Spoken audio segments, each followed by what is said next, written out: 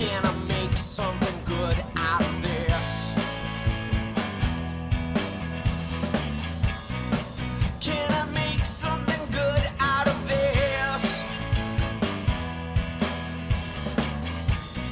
Chances are you will not be missed, 'cause you don't give a shit. Can I make something good out of this?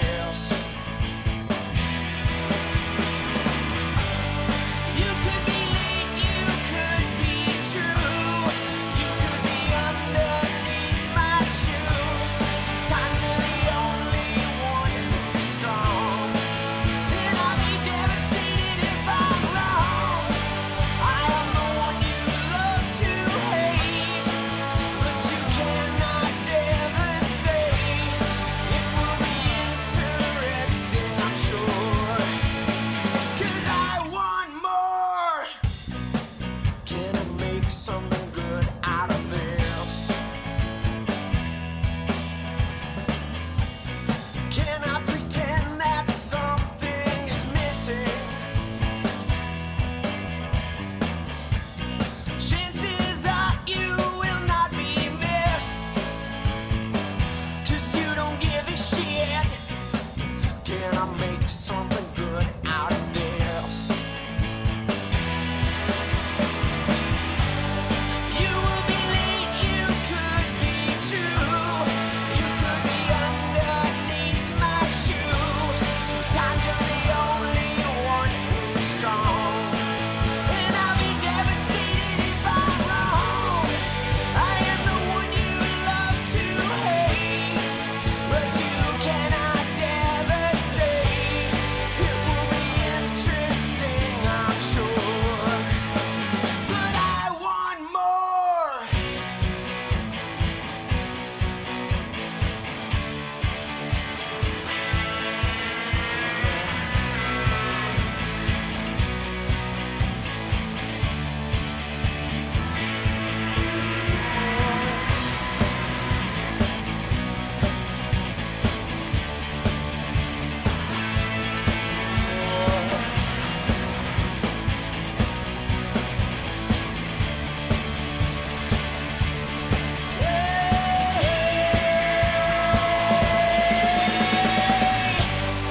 You could be late, you could be true, you could be underneath my shoe. Sometimes you're the only one who's strong, and I'll be devastated if I'm wrong. I am the one you love to hate, but you cannot devastate.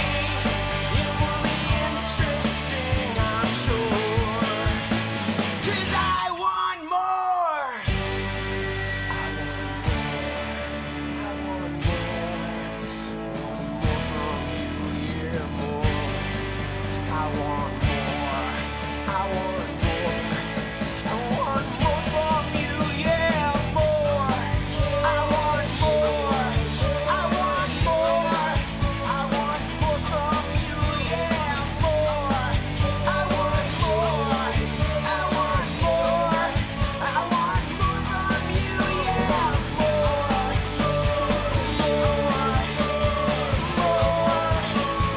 More from you, yeah, more.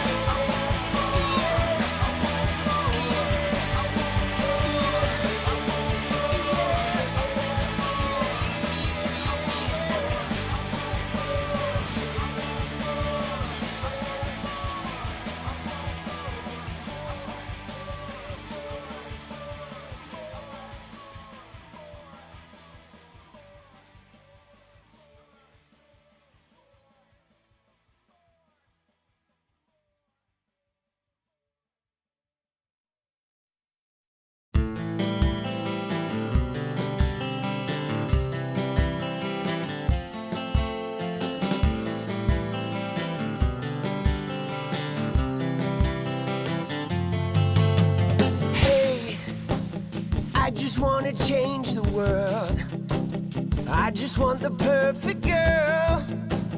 I don't wanna hang around, I'd rather be found. It gets better, I wonder, my pleasure together. Everyone's waiting, anticipating.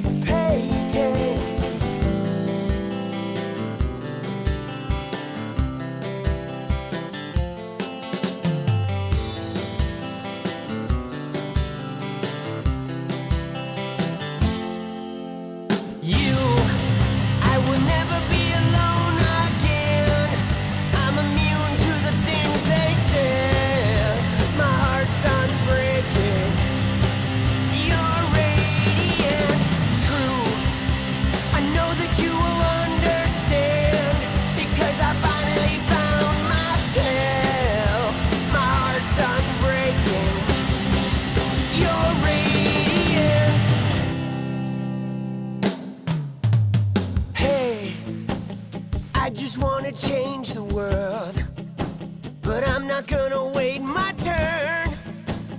I don't ever want to come down, I'd rather be found.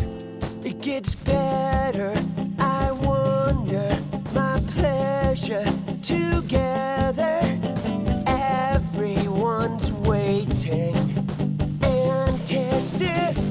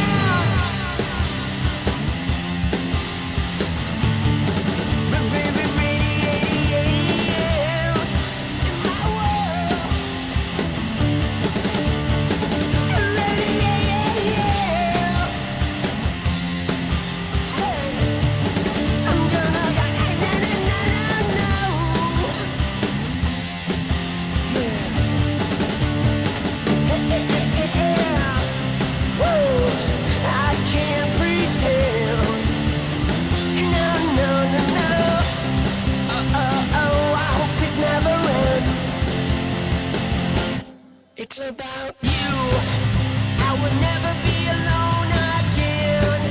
I'm immune to the things they said. My heart's unbreaking. You're radiant truth. I know that you will understand, because I finally found myself. My heart's unbreaking. You're radiant.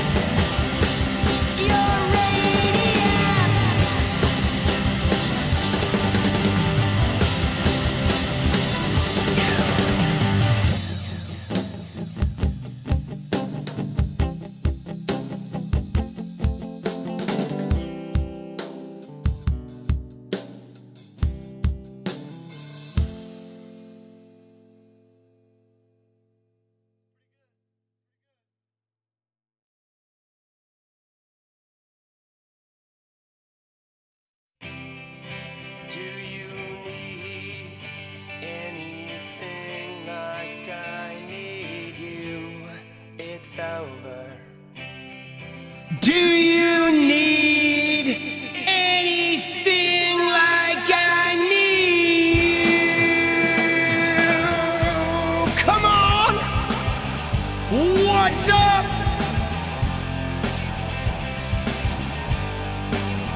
We're back! How we doing?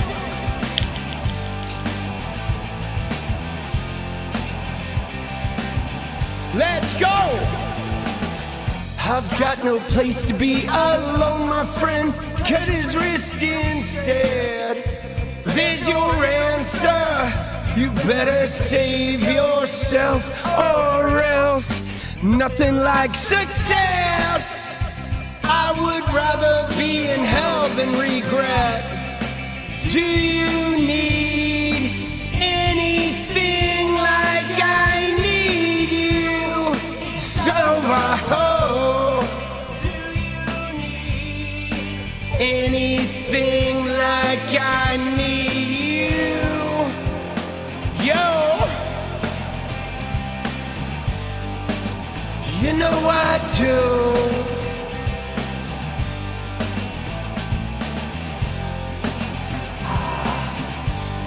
Yo, yo.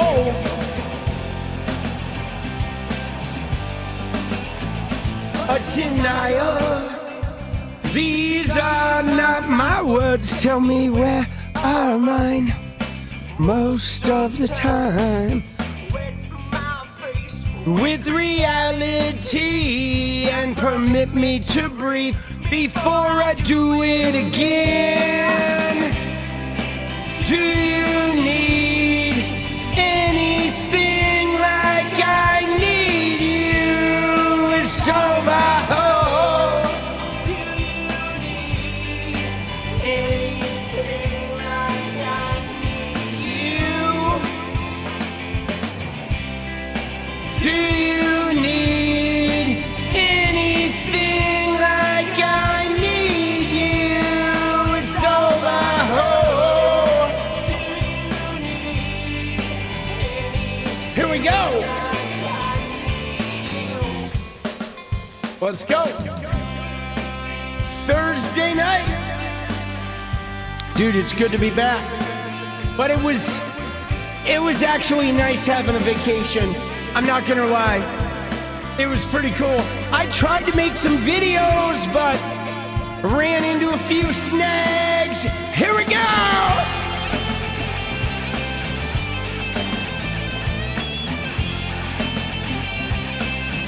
Let's go! Let's go!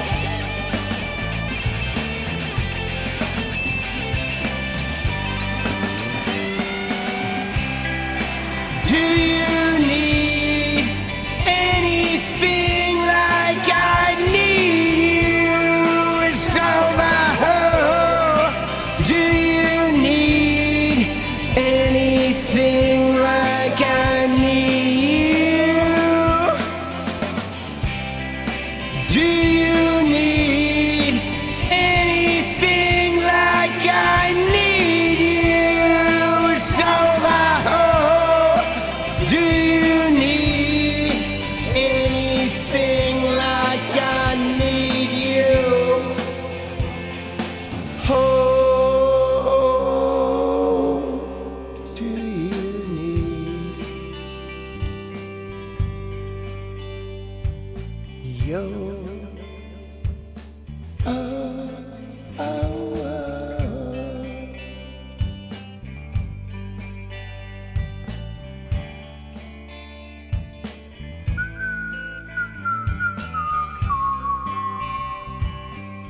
No, I picked up my phone.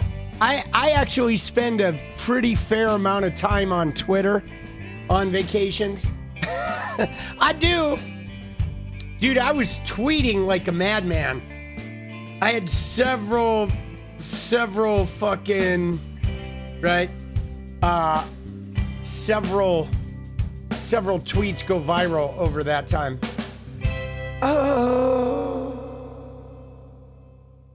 But I was a little more unplugged than I normally am. So hold on, I do have to reply to this.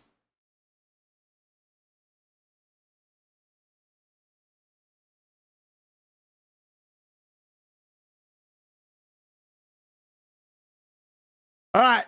So, dude, what fucking mayhem, right?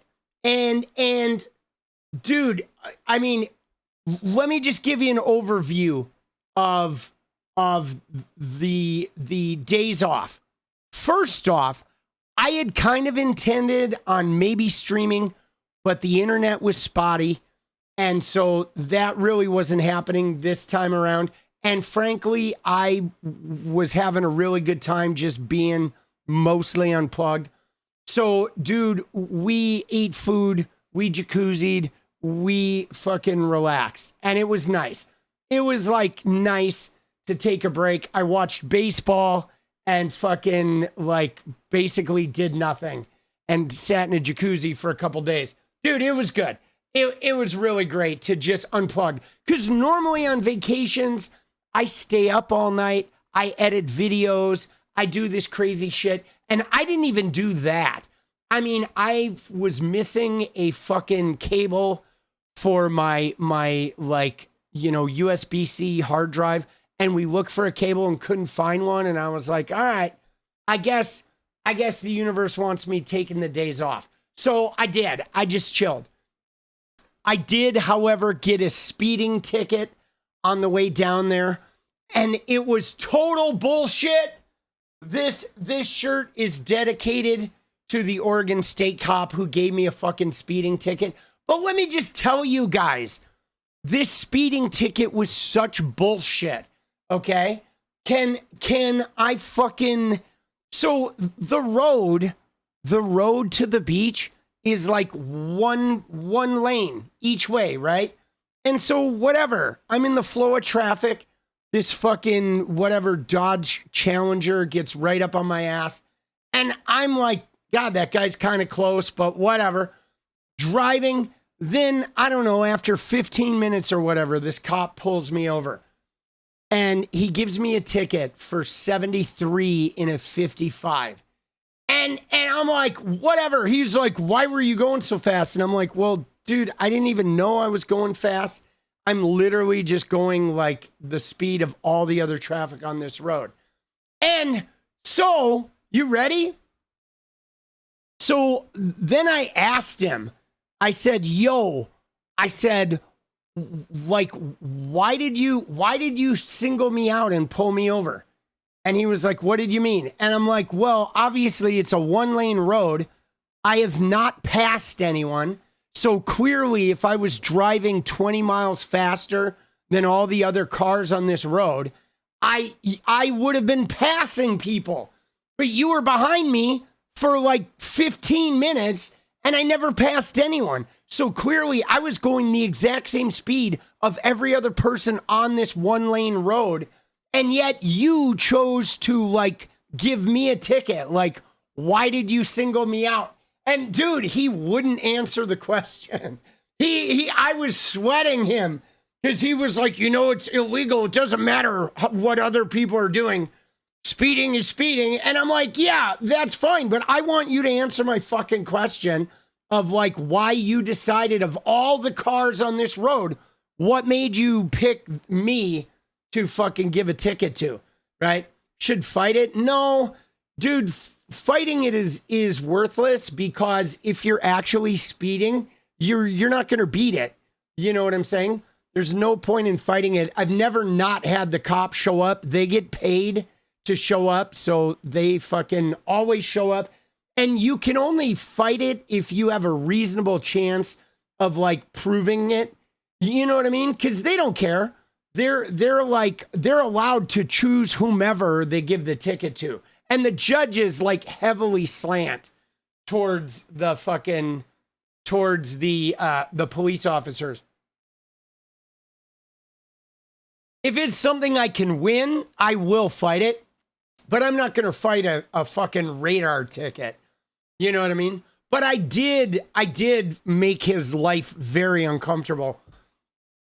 Dude, and my thing is like with a speeding ticket, I'm probably just going to try to like traffic school it, you know? But I mean, you know, when you're speeding on radar, you have very little chance of that unless they don't show up. But the cops in Oregon like always show up, dude. They do. The cops in Oregon never like don't show up. I've never seen a cop not show up in Oregon. I finally gave up, dude. In LA, it's like 50-50, right? In LA, you'd have a good chance, right? This was LA? No, this was fucking Oregon. But yeah, dude, it's such bullshit though. it was such a bullshit ticket. Because, like, everybody was driving the same speed.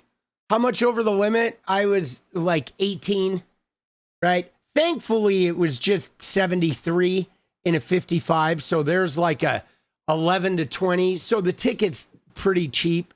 You know, it's like $160. I mean, which is still a lot of money, but like, dude, speeding tickets can get very expensive. If you're going like 25 over the speed limit, dude, that shit becomes like a $400 ticket, like overnight.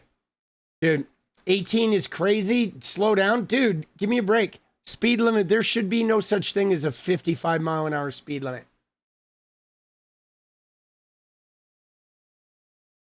Dude. Dude, that cop's lucky. He's lucky I didn't run. He's lucky I didn't run. Dude, I was thinking about just flooring it and being like, fuck this guy. I'm just kidding. Just kidding. Dude. Can you imagine? Oh, shit. Dude. Dude, you know. GTA, let's go. Dude, he was a dick, though. All right. He was, dude. He was a fucking douchebag. He was a fucking douchebag. Right? All right. So, you ready? Here we go. Here's what we're gonna look at now that we have now that you know we have my complaints about the cop out of the way. Did he give off MAGA vibes? Dude, every cop is MAGA, bro. You know what I'm saying? Like, you know what I mean? Yeah, he was in a Dodge Challenger. I mean, that's what they do. All the cops on the way to the beach, they're in either the Dodge Challengers or they're in SUVs. They always have unmarked cars. They do. They always have unmarked cars. But anyway, so let's get to the crux of what we're going to talk about tonight, because we do have a bunch of shit to talk about. All right, I do want to talk about the Dem social media woman, the one who has absolutely been gutting MAGA. Oh my God, dude, MAGA is bent, right? It's so funny too. But we are definitely going to spend a hot minute talking about how MAGA are just absolutely like gutless turds. They are. They can dish it out. Like, MAGA are literally the friend, okay? MAGA, dude, yeah, you know what? Nobody cares. You don't have to announce you're leaving, all right? Nobody cares if you leave. We'll just make it so we can't see your shit anymore. Bye-bye, right? This is not an airport. You don't have to announce your departure. You can just toss off, right? That was a bot. Yeah, that was something. That was something, right? That was a tosser is what they used to call that experience. That was a fucking tosser. You fucking tosser. All right. So anyway, now to get back to real life, okay? And not the life of like whatever, the MAGA shitters. So what I was going to say is that the MAGA have revealed themselves to be that one friend in the friend group who like makes fun of everybody and is like talking shit about everybody. And the minute somebody like claps back at them, they start crying. They start like, oh my God, oh, you just wounded me. Oh, you hurt me so bad. Oh, right? They are such whiners. And what's so funny about it too is they all seem to like, of course, gloss over the reason why the Democrats account responded that way. But dude, I loved that response. More of that, please. And she was on fire today on both her own Twitter and with the Dem Twitter today. So she is really like, this woman is like slamming them. And what's more, the way they were all attacking her are fucking, you know, the way they're all attacking her were like way off the mark. Seriously. They were all like going in on, oh, she's unmarried, she's unhappy, and she's like, yo, I'm getting married, I'm hot. Like, what are you even doing? Like, dude, she was just destroying them, okay? So we're going to talk about that. We are also, guys, we're going to look at a little bit of the Ken Paxton situation and the new general poll for the general... The general, you know, ticket for the House. We're going to look at that poll. And we have to look at Candace Owens. So there's a couple of things with Candace Owens. But, dude, 𝗙𝗪𝗏 was on Candace's show today. And, like, oh, my God. Dude, Candace Owens fucking show. Wow. Dude, and 𝗙𝗪𝗏 on Candace. And there was some batshit stuff being said on that. Dude, Anna is really doing she is really, you know, going full Tucker. Oh my God, dude. That shit is crazy. And then last but not least, if we have time, we are going to look at Sarah Kellen. That one Epstein lieutenant, Sarah Kellen, did in fact, she gave a deposition. Okay. So Sarah Kellen is now coming forward and doing, you know, having a hearing with the House, with the Oversight Committee, which I'll be honest, guys, I don't know. I was reading some of this shit from Sarah Kellen and it was bothering me. Some of it was like, man, I don't know. You know, I don't understand if this were the case, why didn't this woman speak up a long time ago? Like, it just seems weird now that all of a sudden she's like, you know, presenting some story after being on the immunity fucking, right? Like, she could have come forward a long time ago with this story. But all right. So you ready? Are you ready? It's good to be back, guys. It really is.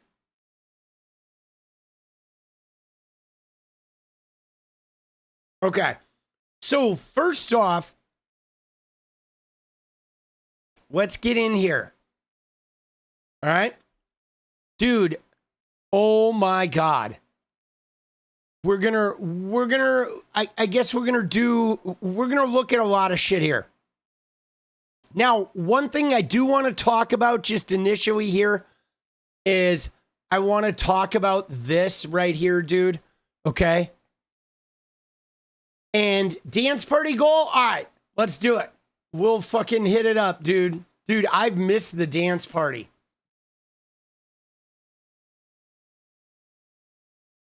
Let's go. There you go.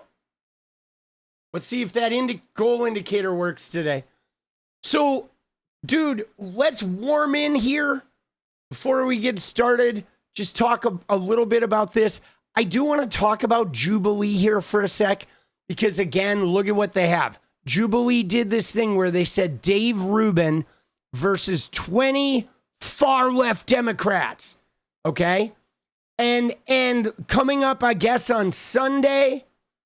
But guys, look at these people. Okay. Like, you have people like Parker on there.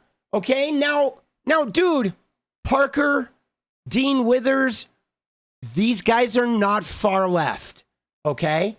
They're like liberals. They're definitely Democrats, but these guys are not far left, guys. Not even close to being far left. Okay. But the reason why I want to talk about this is I want to talk again about how disingenuous Jubilee is, guys, because Jubilee does this all the time, where what they do is they will have regular average liberals and they will call them 20 far left Democrats, right? And then they will have 20 of the most far-right, racist, right-wing extremists possible, and they will call them 20 conservatives, okay? Because Jubilee consistently nudges the Overton window to try to make the most basic liberal philosophy seem exaggeratedly far left, and to make the most extreme right-wing shit appear to be like normal, okay? All they do is try to normalize far-right extremism. That's what Jubilee does. Now, guys, again, Jubilee, they are like, dude, they're like a toxic, they're a toxic, like, pseudo-religious sort of, you know, YouTube channel that is here not to provide, you know, quality debate content, but they are here to try to normalize far-right nonsense, okay? And they've been doing this, like, regularly. Dude, let's go! Dude, Steph, let's go! 29, all right. All right, I don't know if the counter may be broken again, but at least we got a timer. It may catch up, we'll see. But yeah, dude, this is some bullshit, okay? This Jubilee stuff is some bullshit, all right? And even the leftists are like, dude, what are you talking about? None of that shit is far left. So yeah, I have a problem with that, guys. I don't like Jubilee, and not only that, but they copy strike the shit out of everything. So we're not going to be watching any Jubilee. Now, we do need one moment here, okay, to look at 𝗪ce Stephens. All right. So there was a debate tonight, Michigan, Mallory McMorrow, 𝗪ce Stephens, and Abdul El-Sayed, right? They were for the Michigan Senate. But we do have to watch this clip of 𝗪ce Stephens because A, she doesn't know what the fuck the filibuster even is, boss, I think. And B, what is going on with this woman's voice? Okay? What? Like, what the fuck? Listen to this woman's voice, guys. This woman is a Senate candidate. Dude, Steph, good to see you back, boss. Thank you. 28, let's go. Are you ready? Watch this.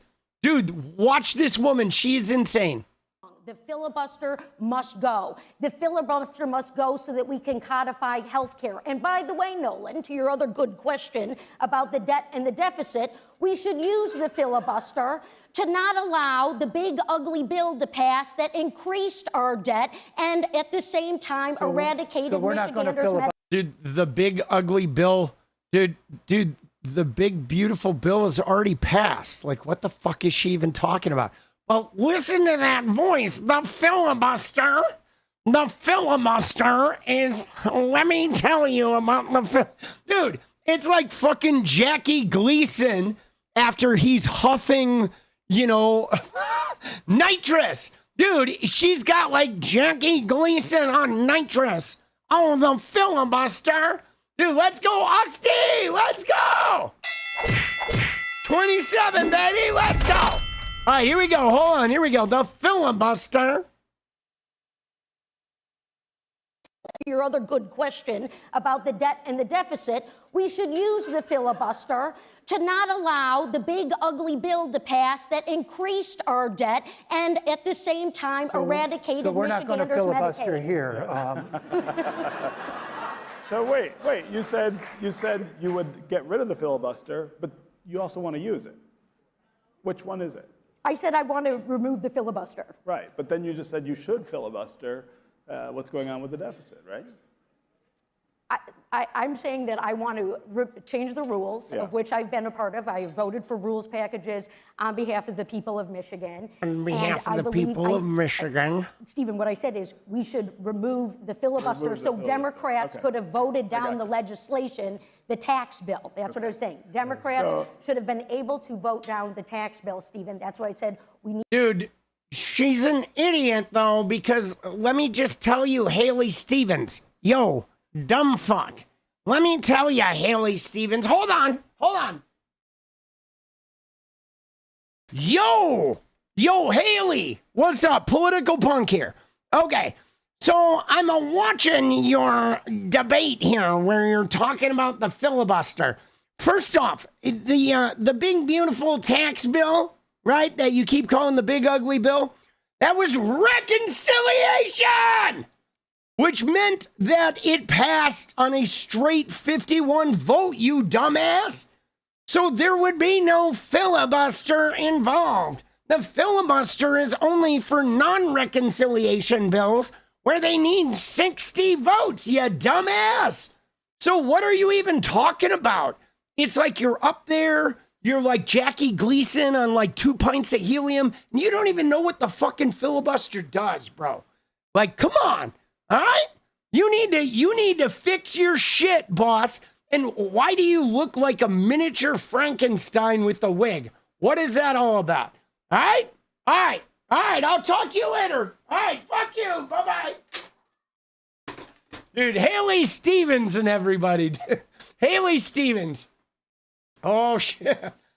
Dude, she is... Need to get rid of the filibuster. That tax bill should not have happened. Okay, let's talk about the... Dude, the tax bill, though, passed with reconciliation. That only, like, reconciliation bills, budget bills only require 51 votes in the Senate.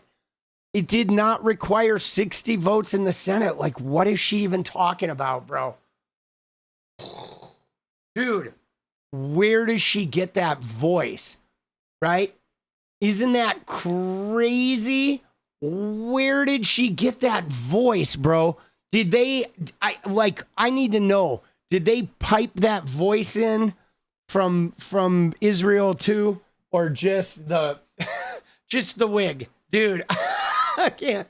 Dude, she does look like a linebacker with no neck, dude. Oh my God. Oh, dude, she is a piece of work, bro. Holy shit. Dude, she is like a Mennonite on acid, boss. Holy shnikes. All right, but we will, dude, somebody said the filibuster is designed to protect Americans from this level of stupidity. Oh my God, dude. Dude, right? Like, dude, she is so dense. You really liked Mallory, then Abdul entered the race? Yeah, see, you know, I really liked Mallory McMorrow too. I like Abdul 𝗙𝗪cie as well. I think either one of those, you know, I think I prefer Abdul, right? I'm not sure who... I don't know. I'm not sure among Mallory or Abdul who would perform better statewide. And we'll find out, right? I think Abdul 𝗙𝗪cie might win that. He might fucking win this. You know what I'm saying? Mallory doesn't want Medicare for all. Yeah. You know, the thing about the Medicare for all though, like guys, we have a ways to go before that's happening. You know what I'm saying? But yeah, no, I hear you on that. I you know, we're going to need a lot more than Abdul to get Medicare for all. Yeah, it's weird, guys. I have not figured out why people, and believe me, this is something I am thinking about as I sort of expand in the political sphere, is I am trying to crack the code of why all of America thinks their health insurance sucks. They hate their health insurance. They don't want health insurance, but they're afraid to have Medicare for all. Like, what the fuck is that, guys? There's nobody in America that likes insurance. Not one fucking person in this country likes health insurance, but they're also simultaneously afraid of Medicare for all. It is mind-blowingly stupid, okay? It is mind-blowingly stupid. And yes, I did see somebody say in there that separating your insurance from your job is like really important. That's really important, but the jobs don't want that because, guys, that has been the American ruse, okay? Since I was a kid, the American ruse is this, is you get trapped in a low-wage job because that job gives you health care, okay? That's the ruse. That's how they keep wages really low because they get some crazy healthcare plan in these bigger companies, and it's usually not that great, and they're able to keep their wages low because you need the healthcare. This is like literally what they do all across the country. If you are in the working class, you get extorted. Your labor gets extorted in order to, because you need healthcare for your family or they're going to die. Okay? That's how they do it. That's what they did with my parents too.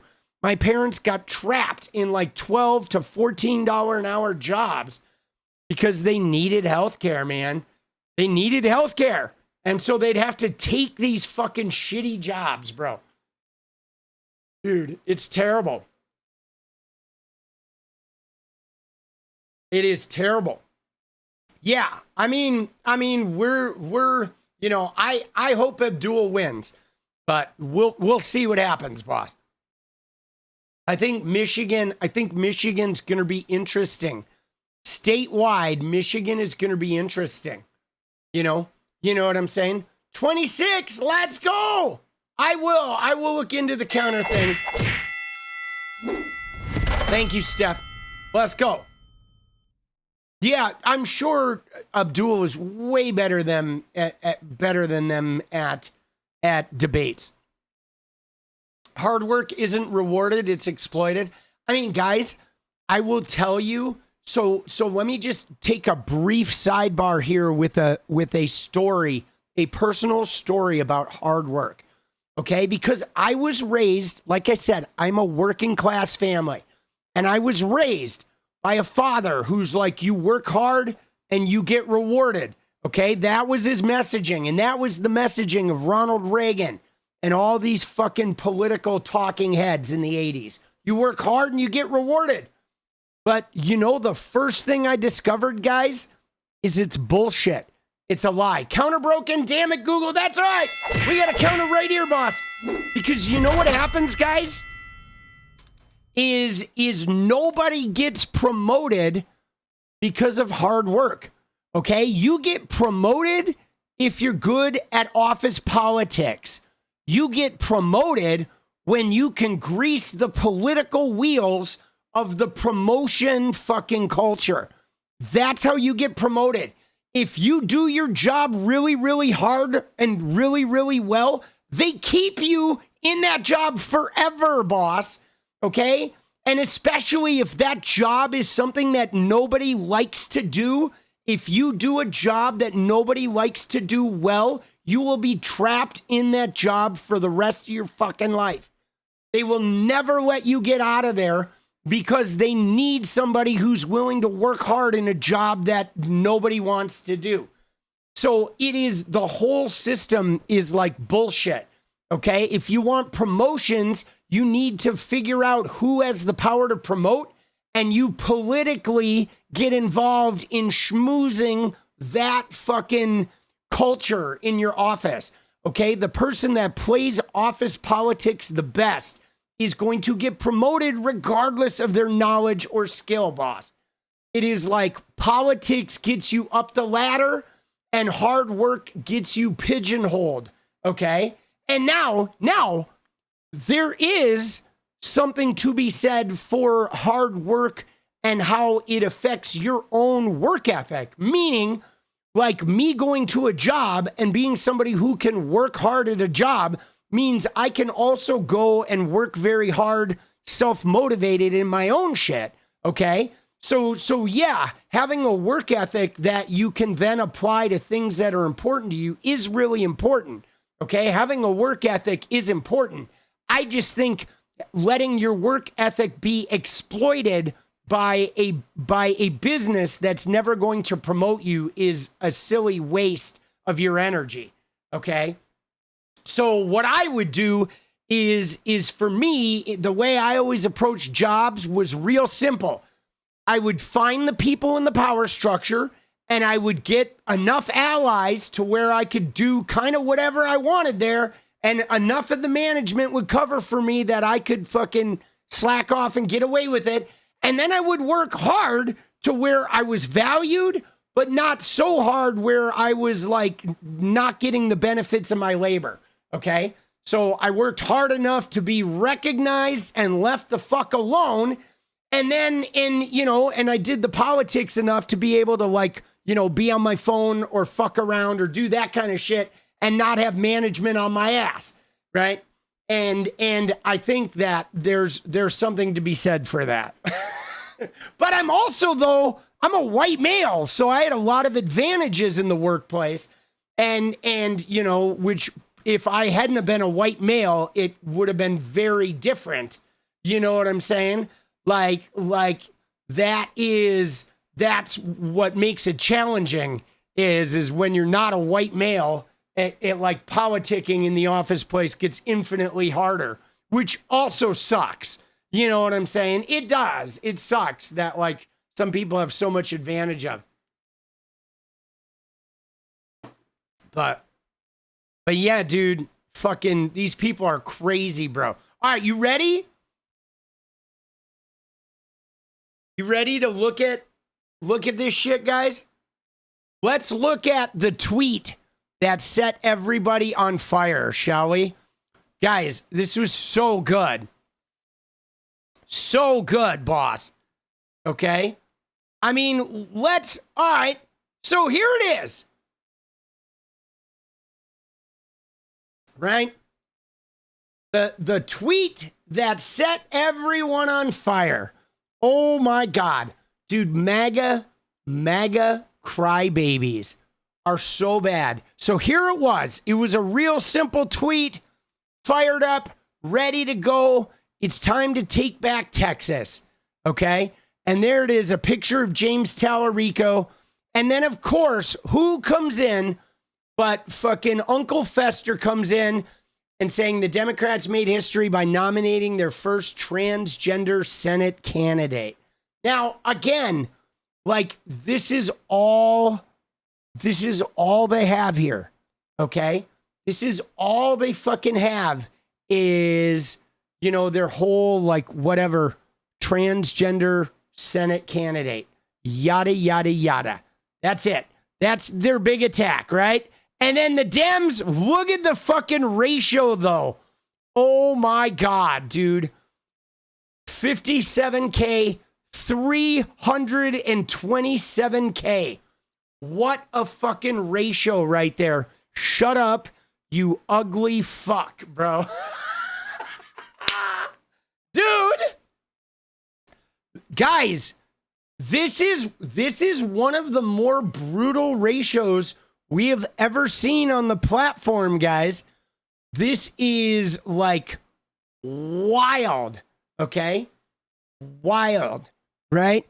It is fucking crazy, boss, okay? It is just absolutely crazy. Now, this tweet though, guys, set everybody on fire. We will talk about Talarico and shit in a minute, okay? We will. We're going to talk about Talarico and Paxton and Texas. I will say this, guys.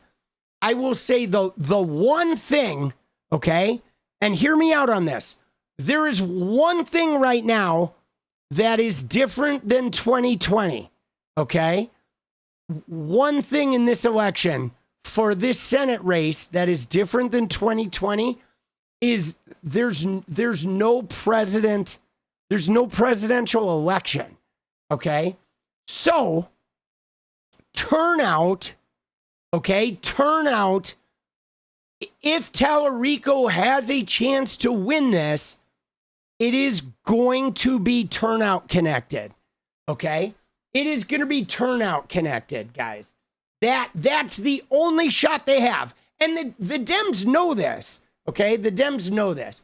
So what a ratioing is is when is just when the tweet underneath the original tweet is getting a bigger response than the tweet itself.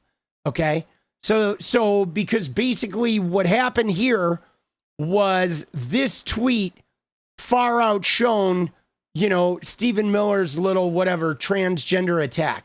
Now, again, the Republicans, they don't care about this tweet, guys, because they've already been very clear that they think trans people are like worthless. Okay. That's what Republicans think. Okay. They think trans people are worthless. All right. They do. So they don't care about that. But this set MAGA on fire, guys. Okay. This did. Okay. This thing, if you look at the quote tweets, okay, you ready? Now, it started a battle here, guys. Okay. It started a battle with Katie Miller. I mean, look at Katie Miller, though, guys. Can we just look at her for a minute? Like, what the fuck is this profile picture? Dude, this is so weird. Why is her profile picture like an infantilized version of herself? Like, you know what I'm saying? I mean, they're so creepy. How disgusting these people are. They're like genital checking weirdos, right? And she's like a nobody. The only reason she has a podcast is because, she's getting impregnated by Elon Musk and she's married to Stephen the penis head, right? But I mean, it's so creepy. But anyway, so look at what she says. So she instantly tries to dox the Democrat woman behind the social media. And she says, Paulina Mangubat is the one who runs the Democrats account. She's 30, unmarried with no kids. Put your name on it next time. This is what a sad, unhappy female liberal looks like. It's why Pew reports 50% of them have been diagnosed with a mental condition. Dude, she's so creepy. But guys, we have to look at Paulina, okay? Because Paulina Mangubat, she responded to this. And she said, well, now seems like a good time to share that I'm getting married. We just put down a deposit on the venue and bought my dress. I didn't end up picking this one, but I thought it looked nice. So immediately she's like, I'm actually getting married. And I'm not like the 30-year-old unmarried, 30-year-old woman who's not having Elon's baby. Oh. Dude, just right back at her. Just fucking slap the shit out of her, right? And again, dude, right? Again, the other thing is here she is. Here she is responding to Katie Miller. Dude, she's hot, okay? Dude, she is totally cute, bro.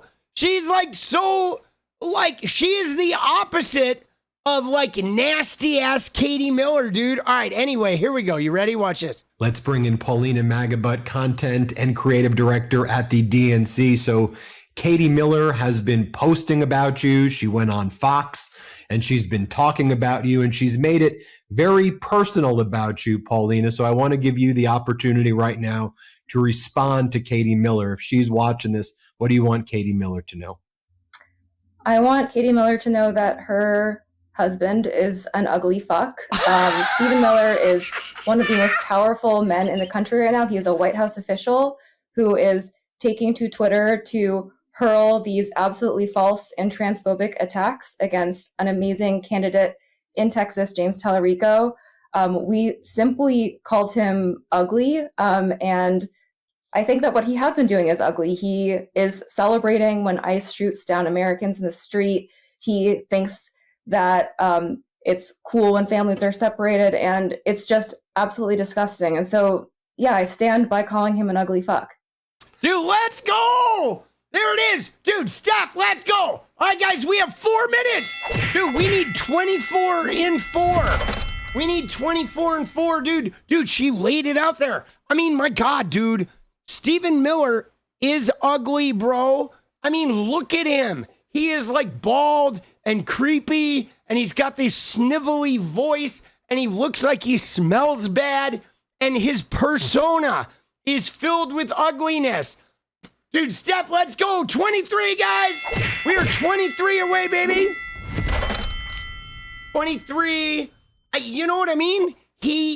When you think about him, he is so, like, he celebrates the ugliest of the ugly on the inside. He's like hideously ugly too, in addition to being on the outside. Dude, Steph, let's go. Dude, Steph is quarterbacking, guys. 3 minutes. Dude, Steph wants this, boss. She wants the dance. Let's go. He is so gross, dude. 3 minutes, guys. 22 and 3, baby. This is it. You want some dance or what? You wanna fucking bring it home dance, or are we dancing or are we dancing? Dude, let's go. 21.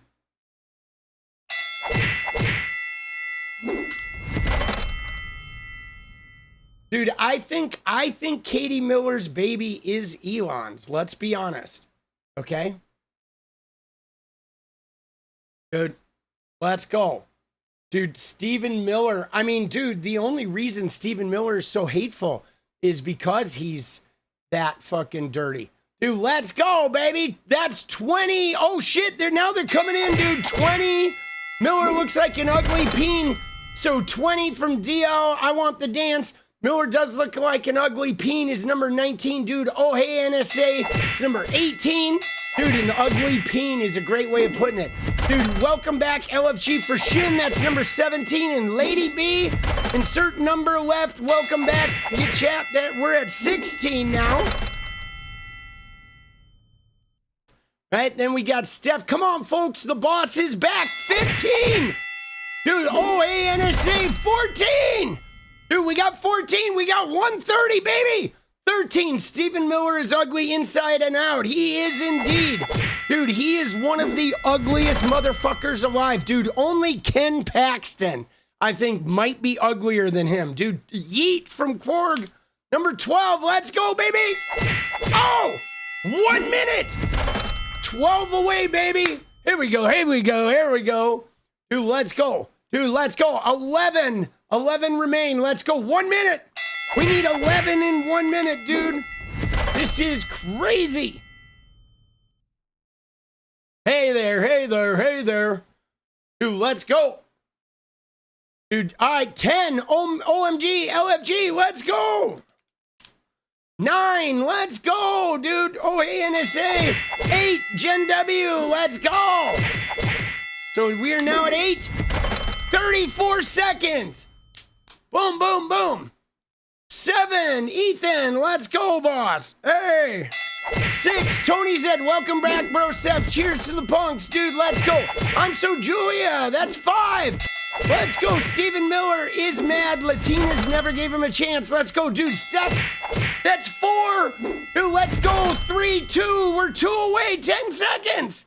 Petrazi, let's go. Dance party, dude. Shin Godzilla, 2 away. 10 seconds, guys. 10 seconds. 2, 1. Here we go. Coming in hot. 2 away, baby. Oh. Oh.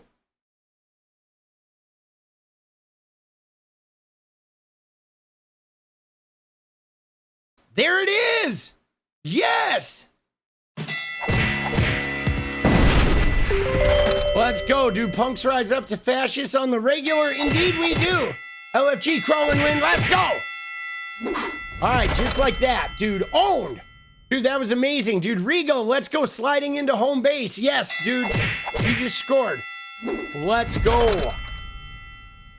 Let's fucking go, baby. We did it. Dude, I got to figure out the counter. We'll fucking sort that out. Shrimp on the bobby. Put another shrimp on the bobby.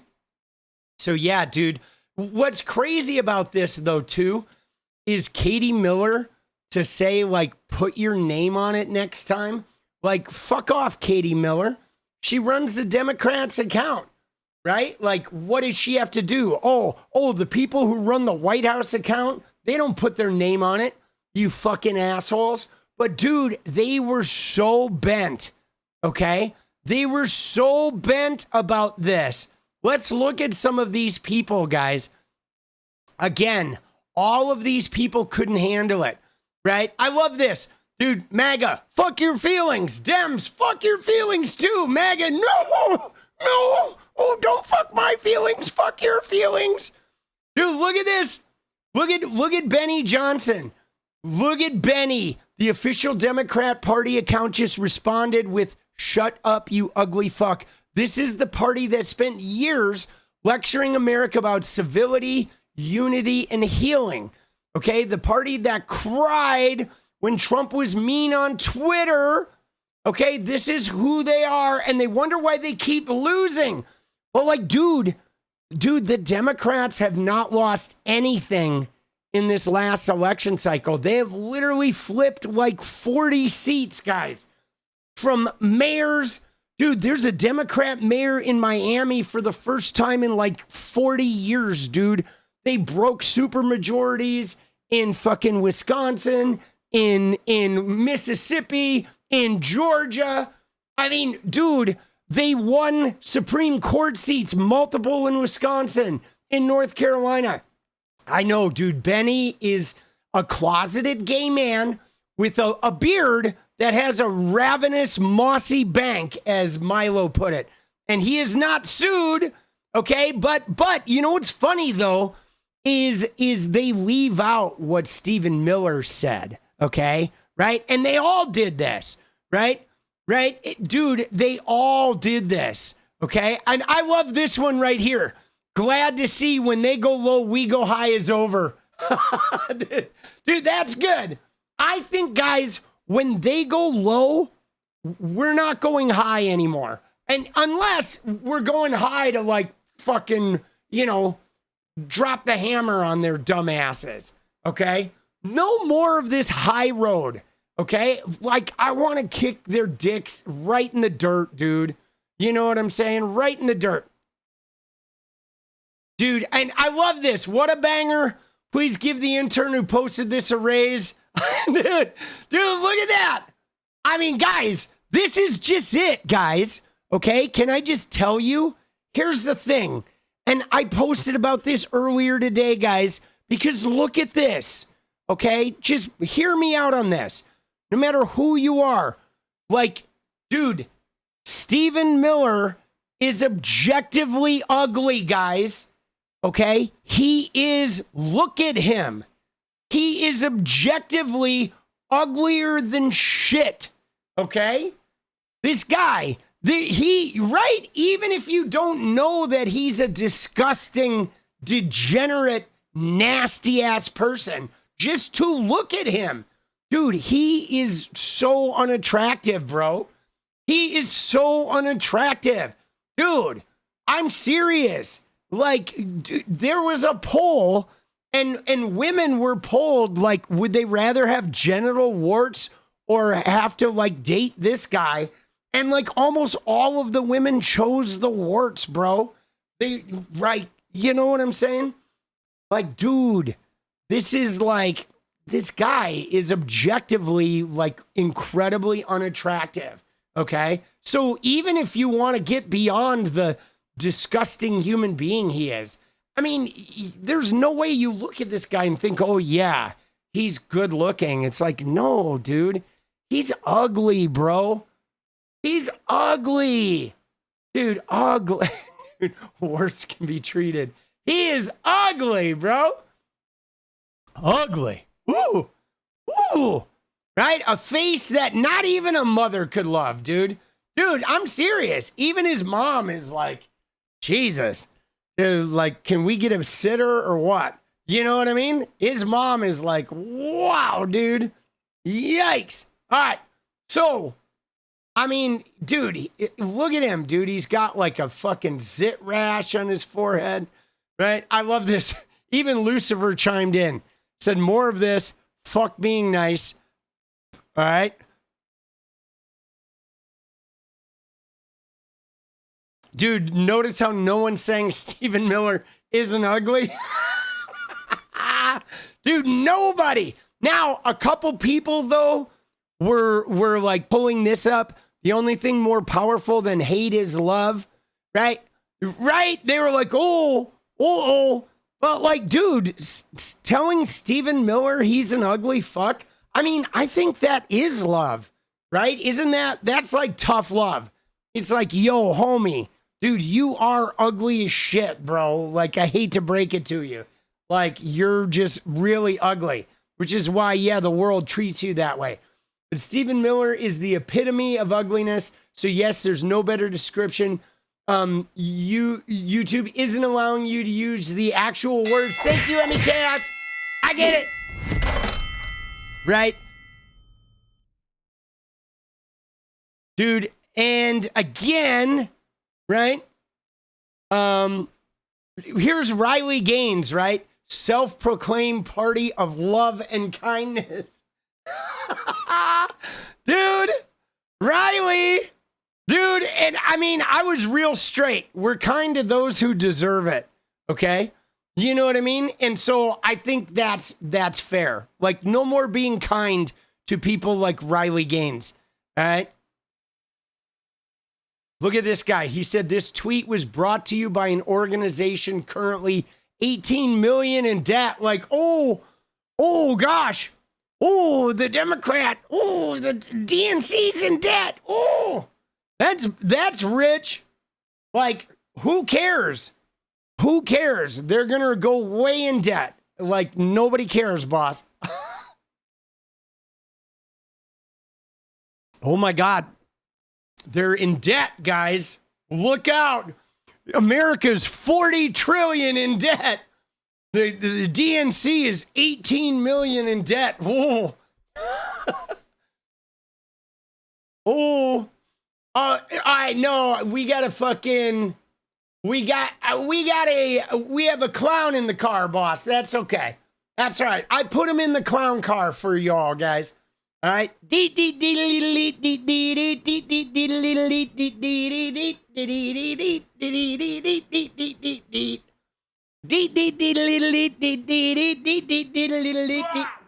Oh, let's go.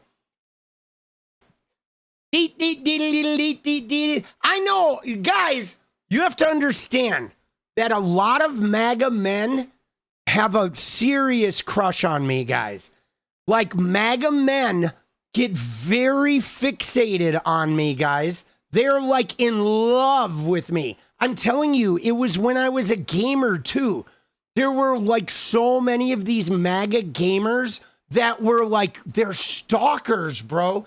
They'll open up like brand new Twitter accounts to like get in my replies and shit. I mean, it is crazy. I always just mute them and let them stalk away and then I don't have to see it. But they fucking love me. I'm serious, dude. I wish I was gay, right? I wish I was, because then I would just start dating all these MAGA men that obsess over me. Because they want it. Dude, they want it. But unfortunately, I bang their girlfriends instead. You know what I'm saying? It's like, whatever. Dude. Oh, all right. So look at this. Look at Laura Loomer. This is the official Democrat Party account tweeting at Stephen Miller. Oh my God, they're so mad. Dude, look at this. Credit where credit is due. The DNC Twitter cooked with this. Oh, dude, so good. Right? Oh my God. Very funny watching the Let's Round Up Children and Pardon Child Molesters party get mad at this. Dude, they were so bent, boss. Okay? Look at this. More love, tolerance, and civility from the Dems. Dude, the Daily Wire. And dude, I'm like, no tolerance for Nazis. Dude, let me tell you how I really feel, guys. All right? Dude, I was like, no tolerance for Nazis, dude. Dude, seriously, all these guys are fucking such clowns, bro. Dude, oh my God. Dude, oh my God, bro. So bad.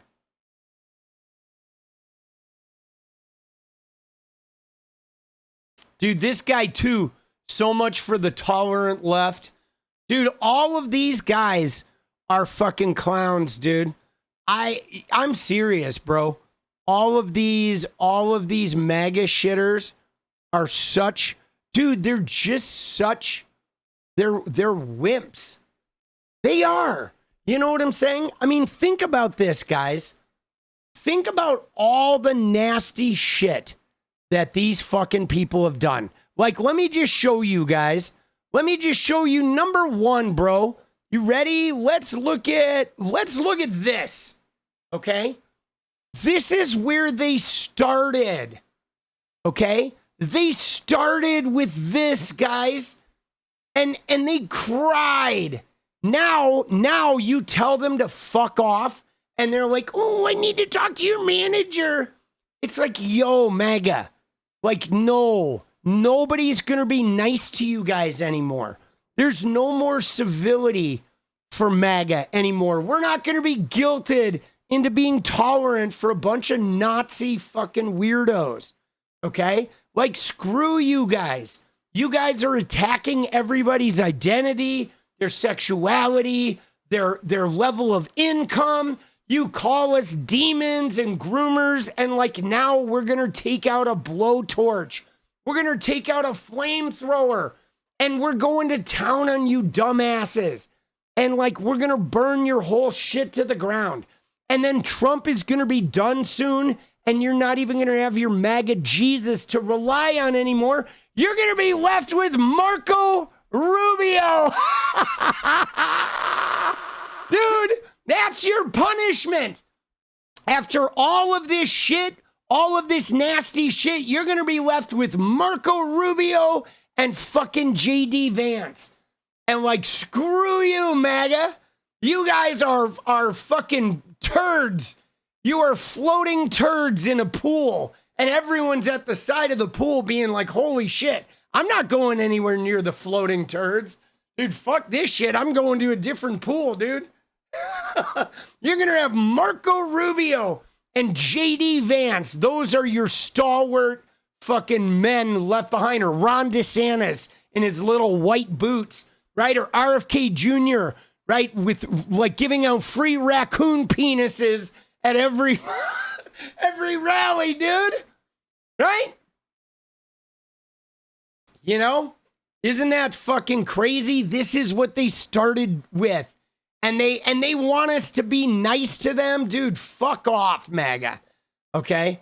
Fuck off. Now, Laura Loomer had a real problem with the ugly fuck comment, dude. Can I just tell you, Laura Loomer, okay, she did. We got to go look at Laura Loomer because, dude, she had a real problem with this comment, okay? She did. And now I posited why she had an issue, okay? I did. I got in her replies. I was pretty straight with her. But let's find her.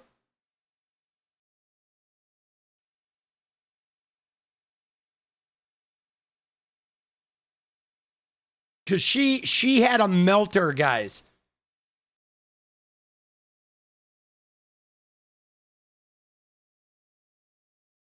She melted down.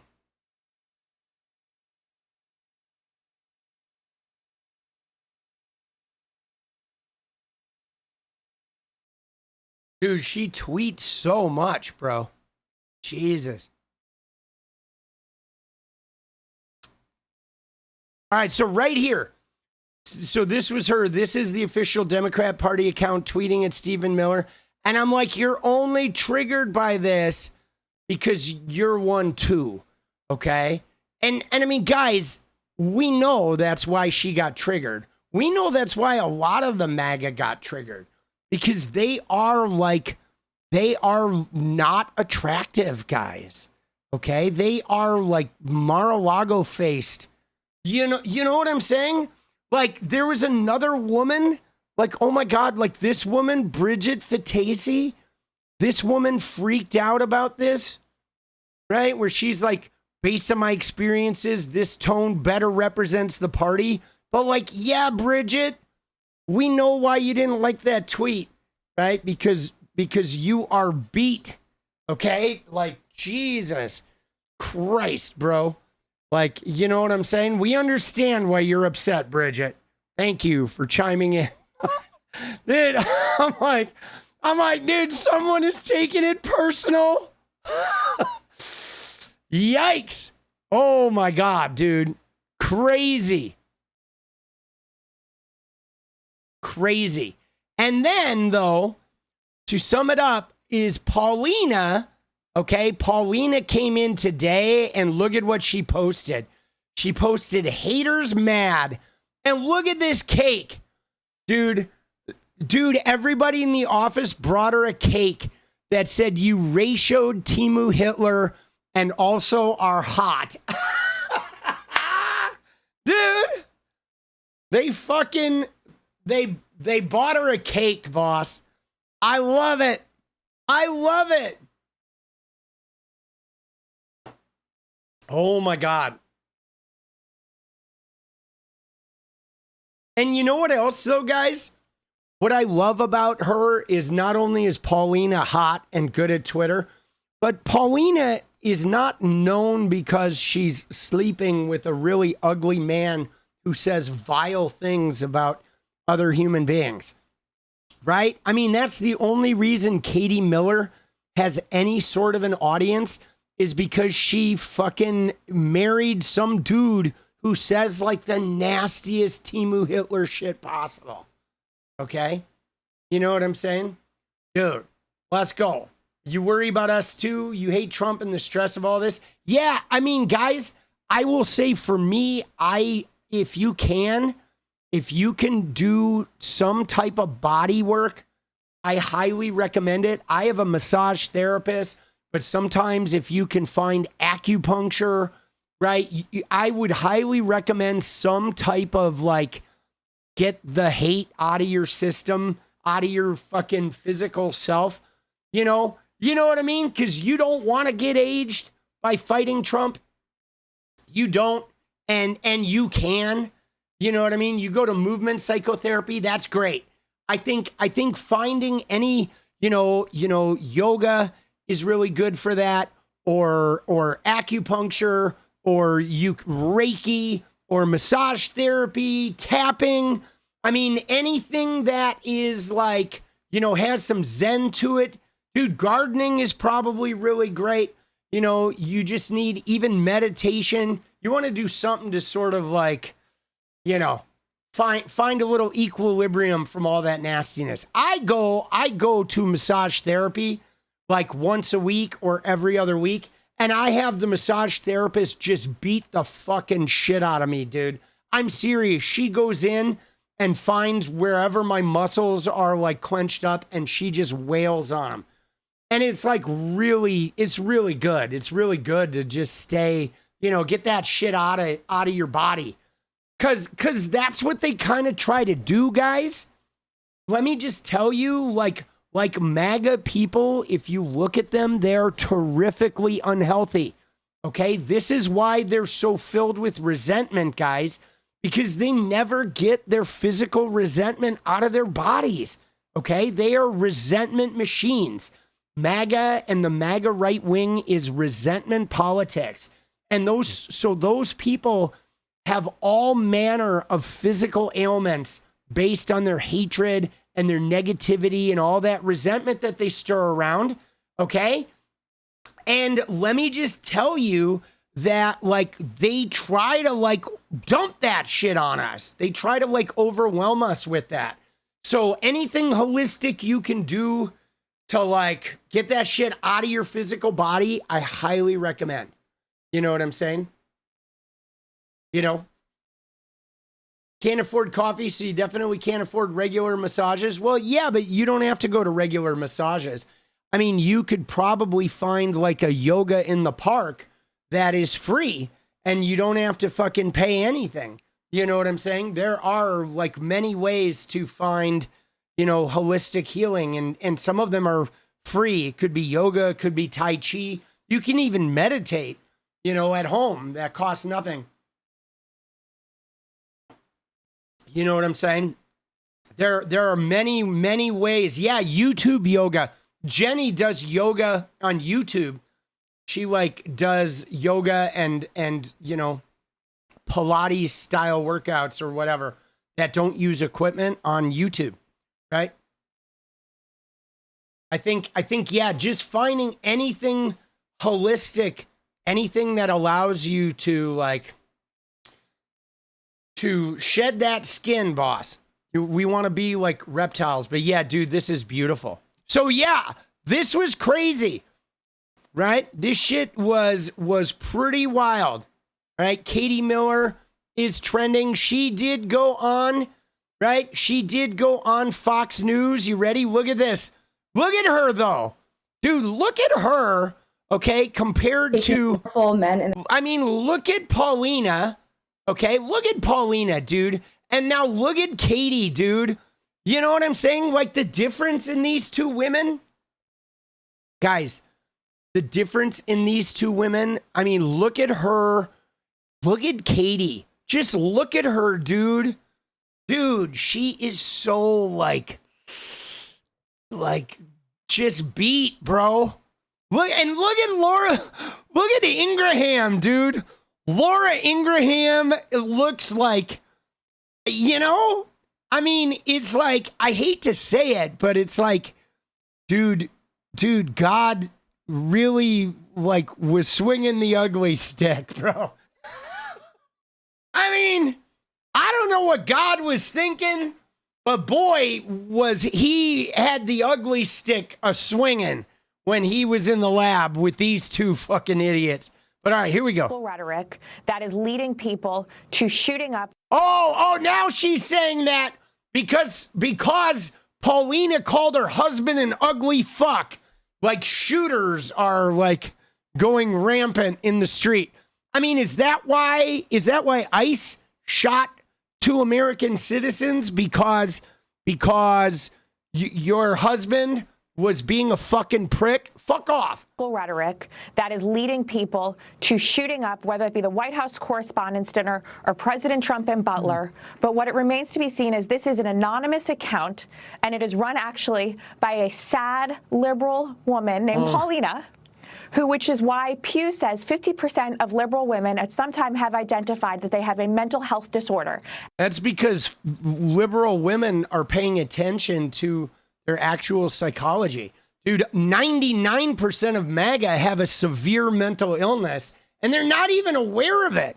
And so they run around shitting on themselves all day, and we're like, God damn, bro. You fucking stink, boss. And she is certainly one of them. What a sad state for the pathetic Democrat Party. Well, Pauline, poor Pauline, Katie and Chris, great. Dude, yeah, look at them, dude. Dude, they're so ugly, bro. Oh my God, dude. Fucking unreal, dude. But is Katie Miller throwing stones from a glass house? In addition to outing the Democrat social media manager, claiming that she's childless and unmarried, even though she's apparently engaged, and therefore unhappy, Miller has repeatedly insulted liberals online. In just the past few months, she's suggested that liberal men aren't attractive. She's called liberalism a disease. She's used the R word to refer to Governor Gavin Newsom. And that's just a few of the many insults. Camille Foster is with us at the table. It seems like... Yeah, I mean, that's just it. They're rotten. And as soon as we point out what huge fucking losers they are, they're like, oh, they cry. Yo. Oh, wait, hold on. We got to get Katie back here, dude.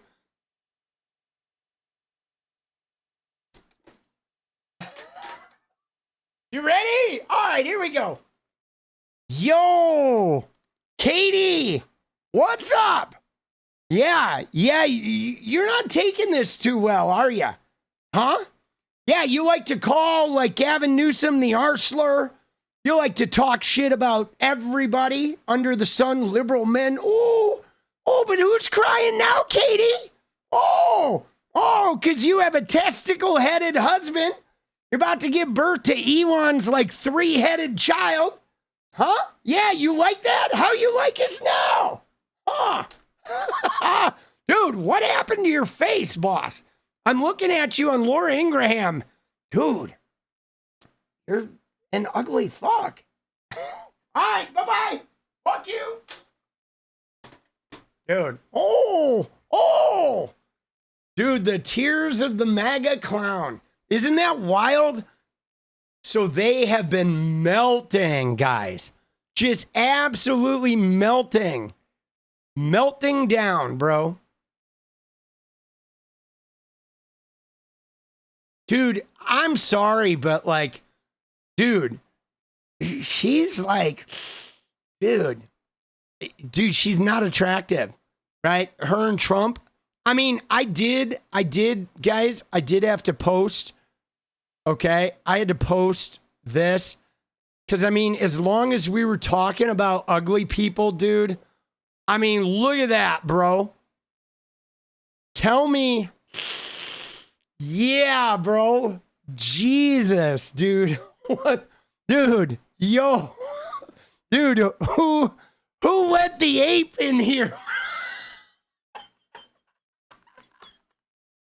Dude, who let the ape in here, boss? Jesus. Look at those jowls. Oh, those jowls. Dude, homie. Dude, what the fuck what is up with the like the hair, bro? Dude, it is like crabgrass, bro.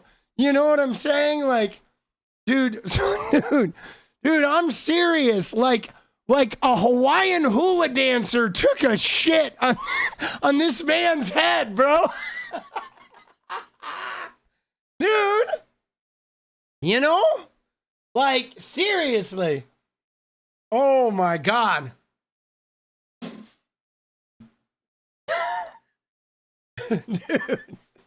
Dude, what are we talking about, bro? Oh my God. Oh, Jesus. Dude, Sasquatch. Oh man, dude. That is, that is some gnarly shit, bro. And then, of course, there's Stephen Chung.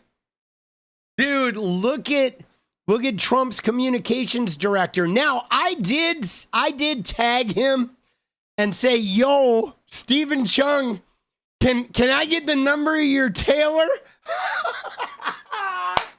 Dude, oh, shit. That is pretty good, isn't it? Oh my God, dude. Dude, I honestly do. I want to get his tailor's number. Dude, look at that suit, bro.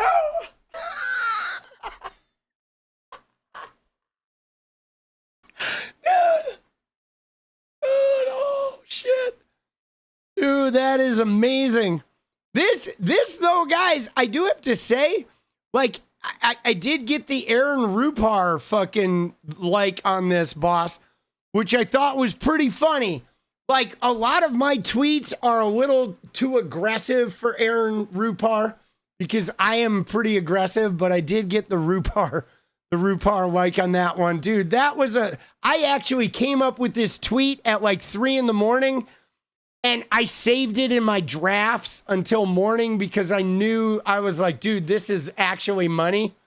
Dude, that's a good tweet. That one I needed to not post at 4 a.m. Dude, Game says Miller looks like a parrot and his wife looks like a donut. No matter how bad she thinks her insults are, she's married to Steven at the end of the day, dude. Let's go. Dude, what's a pea carrot? Dude, isn't that crazy? Carrot? Dude, this guy is something else, dude. Thank you, Game Shark. I want to get his tailor's number, right? Because I'm planning on building a backyard terrarium out of some tarps. And oh shit, dude. Oh, penis. Okay, thank you, dude. A penis in a hole. Ah. Dude, thank you. All right, now I get it. Oh, I get it. Got it. Looks like a hole. Okay. Dude, he does, though. He does look like a pen is, right? Let's go. Dude, that's funny. Yikes, bro. Dude, that shit is money. All right. So, there we go. Now, a little brief, you ready? A little brief transition statement here, guys. Look at this, guys. Okay? Guys, I think this is significant, guys. Okay? Because you may remember, okay? You may remember, guys, they tweeted a list of their musical acts, okay? A couple days ago, right? They're having their big whatever 250 thing. And look at this, guys. They tweeted a list of their musical acts, right? Martina McBride, CNC Music Factory, Vanilla Ice, Milli Vanilli. Guys, Milli Vanilli, the Lip Syncers, okay? Young MC, the Commodores, Morris Day and the Time, Florida, and Bret Michaels from Poison fame. Milli Vanilli. But anyway, so these are all like pretty has-beens, but like look at Martina McBride, okay? Martina McBride is Nashville. She has a MAGA audience, guys, okay? She has a MAGA audience. She's a Nashville, like, MAGA audience person, but look at what she posted. Look at this. She dropped out, guys. Okay?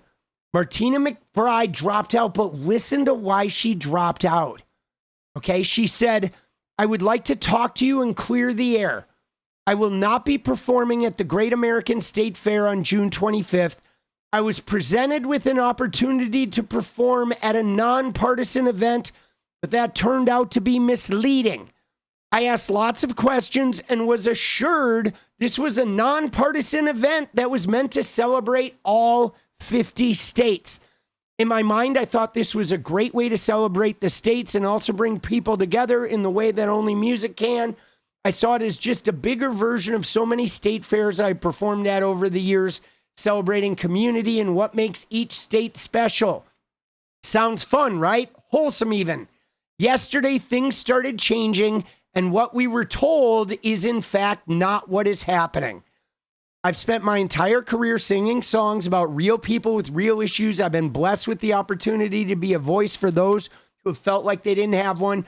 It greatly upsets me that any fan who's been moved by my music may now feel like I'm abandoning the meaning behind those songs. I assure you that is not the case. I appreciate every single fan who has reached out. I hope to get back to the DC area very soon. Okay, so guys, she backed out because it's not about celebrating America. Okay, this Great American State Fair is about demonizing blue states and about like MAGA only. Okay, and this is what Trump is all about. Now, guys, beyond Trump's corruption, beyond his whatever, his horrible policies, like one of the base things about Trump that is really, really bad is he does not represent all of us, guys. Okay? He does not. Okay? He is very clear that Trump represents only MAGA. He's actively trying to undermine the economy of blue states.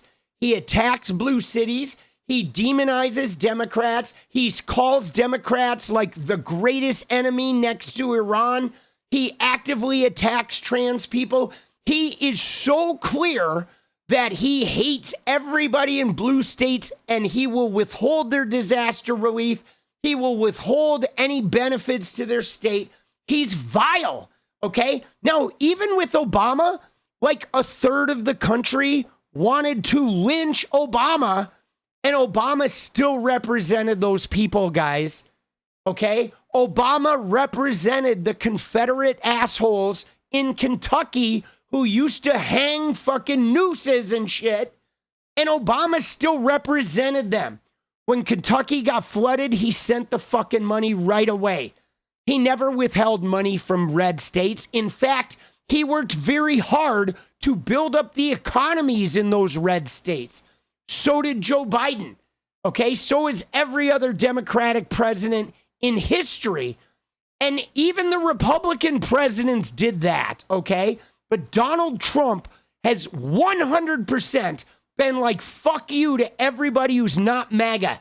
He's not even our president. He could care less if we fucking drowned in a flood or burned to the ground. He could give two shits.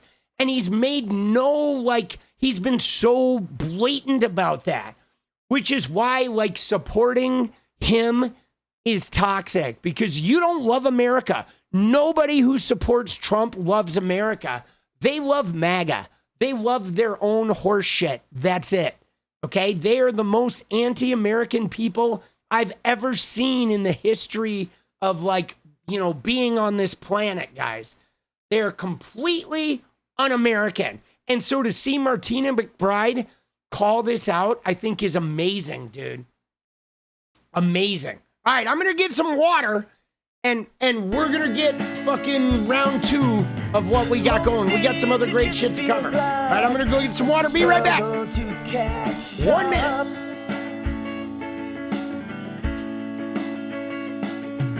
And I won't mind the day I find what a peace of mind you are. 'Cause life is a wonderful mess.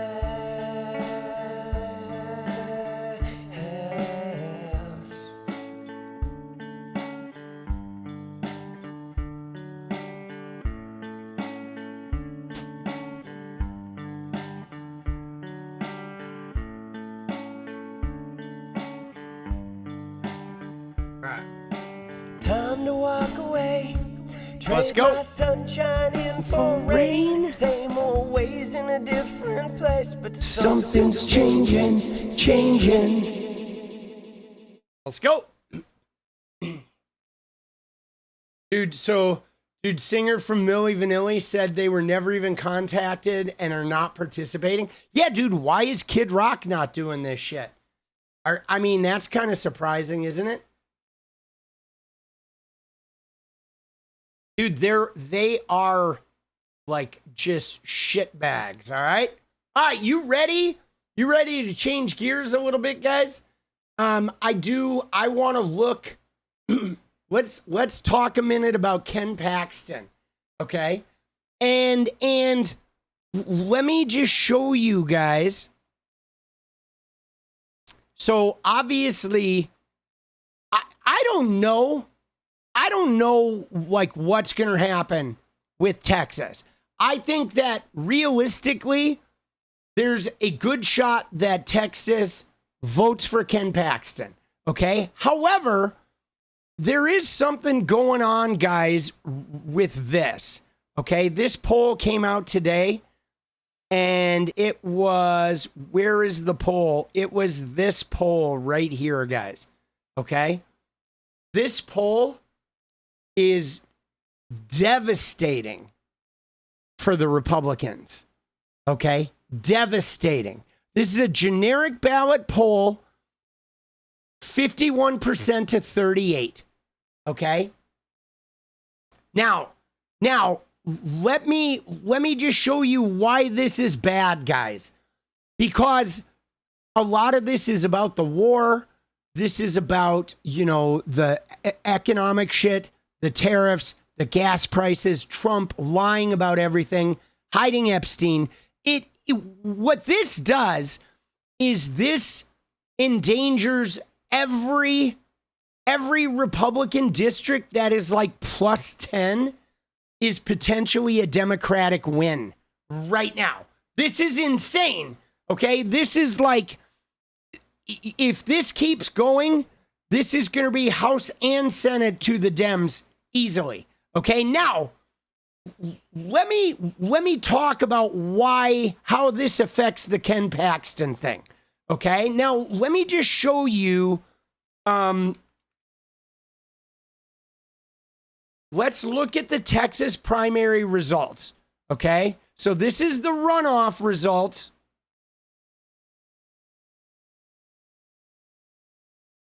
So look at this right here, guys. Okay.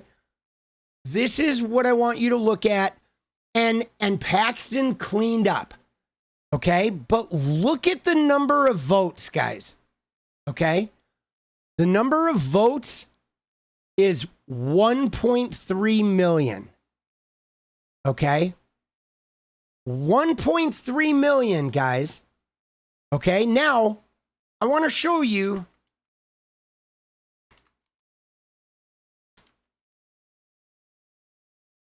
Let's look at the 2020 Senate election in Texas, the one that Cornyn won. And look at the votes there. 5.9 million. 5.9 million. 4.8 million Democrats. Okay? All right. So, but you ready? There was a presidential election, guys. Okay, now let's go look at Ted Cruz and Beto. Okay, in 2018, let's look at the 2018 Senate election. Okay, this is Ted Cruz and Beto. And Ted Cruz won by 1.5%, guys. But look at that. 4.2 million, 4 million. Okay, but guys, this right here, this is the Republican problem. And this is why Republicans are panicking, okay? They're panicking because this is 1.3 million people turned out for this primary, okay? Now, here's the problem, guys. You ready? There's no presidential election in 2026. Okay? There's no presidential election. Now, the problem, guys, is that Paxton, a lot of people in Texas don't like Paxton. Okay? Now, the MAGA faithful are going to flock to Paxton. Okay? They are. The MAGA faithful are like, we won. We unseated Cornyn. We're flocking to Paxton. Now, here's the great debate, guys, is we don't know what the Cornyn voters are going to do. And neither do the Republicans. There is no guarantee that the Cornyn voters are going to vote for Paxton. Okay? There's no guarantee of that. Now, the real situation, though, is what are the independents going to do? What are the people, guys, that vote Dem or Republican, right? What are they going to do? Okay, because Ken Paxton, guys, is not well liked. He cheated on his wife. He's taken bribes. He got impeached by his own fucking party. Okay? He got impeached by his own party. All right, he is not beloved by any means in Texas. He just let a sexual abuser go. A man named Adam Hoffman, okay? This guy essayed a 6-year-old boy that was friends of his son for 3 years, okay? First degree felonious continual essay of a child. Okay? And Ken Paxton let him out of jail with a 30-day sentence, no offender registry, nothing. Okay? And the kid's family is like, what the fuck is going on? Why is this guy not in prison? He was SAing a young boy that was friends of his son's for 3 years. Ken Paxton let that guy off, guys. Okay, now, you ready for this?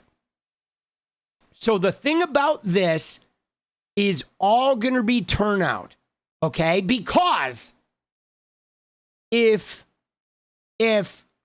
right, if we look at, let's look at the primary. Hold on.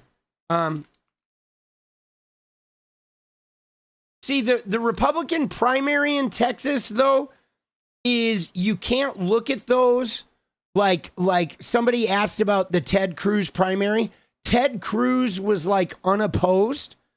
So there wasn't a competitive Republican primary. Okay. The thing that's interesting about this, guys, is this was a competitive primary. Okay. There were, right? Like nobody showed out for this primary. Okay. Like they could only energize, right? I mean, it was a huge win for Paxton, but even in a big competitive primary of like the MAGA Paxton trying to defeat John Cornyn, nobody showed up. Okay. So now if these guys, if they have like a 3 million vote showing in this general election, the Democrats can win this because the Democrats are like as motivated as they have ever been to come out and vote for James Talarico. Hopefully. I mean, we don't know. There could be some bad blood with the Jasmine Crockett, but there's a possibility that the Democrats will set a record for a non-presidential turnout year in Texas. Okay. That's very possible that this could be like a presidential election, like 5 million voters turn out to vote Dem. If that were to happen, I don't know if Ken Paxton can beat that. If we can have like a full Dem turnout, I don't know if he can beat it because I don't know that like the middle of the road Texans are going to want to show up for that. Now, they are going to like scare tactic. That's what they're going to do. They're going to do for the next couple of months. It's going to be like Talarico's going to cut your kids' dicks off. I mean, they're going to go full trans, full, you know what I'm saying? They're going to go full like this guy is the devil. He's going to cut your kids' dicks off. He is going to, right? They are going to go full out. But guys, that's what they did in Virginia. They did this in Virginia going against Spanberger, and they lost because their candidate was bad. Okay? So now Paxton is a very bad candidate. If Cornyn had won this primary, let me just tell you this. If Cornyn had won the primary, there's no way Talarico could have won. Okay? There's no way. If Cornyn had won the primary, Talarico would have been toast. But now he's got a shot, guys. It is still slim, but he has a shot. He does have a shot. It's crazy. It's gonna be crazy, guys.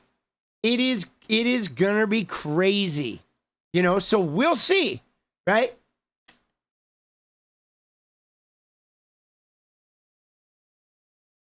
Dude, yeah. I mean, you know what's wild, guys? Is this fucking poll is like devastating, right? And I mean, what I said was I said I was very honest, right? Where, you know, I just said this, right? Like, where is it? It was this. I have never seen the Republicans, okay? I have never seen the Republicans freaking out about a race like this, guys. Honestly, I have never seen Republicans freaking out. I've never seen them freak out this bad. They did not freak out this way with Beto, okay? They didn't because Beto was going against a solid candidate, you know? And this guy, though, is not a solid candidate. You know what I'm saying?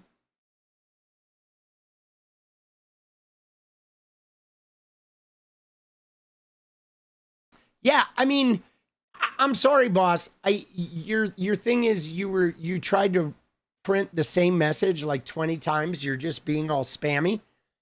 And like, you know, I actually agree with that person that like, yeah, there's a lot of problematic white voters in America. Absolutely. If you keep looking at these terrible MAGA candidates, it's because white voters are voting for them. Like 60% of white people are voting for these terrible MAGA candidates, right? But we're not going to have you just sit there and spam shit in chat for hours, you know, because that's fucking boring. So sorry, buddy.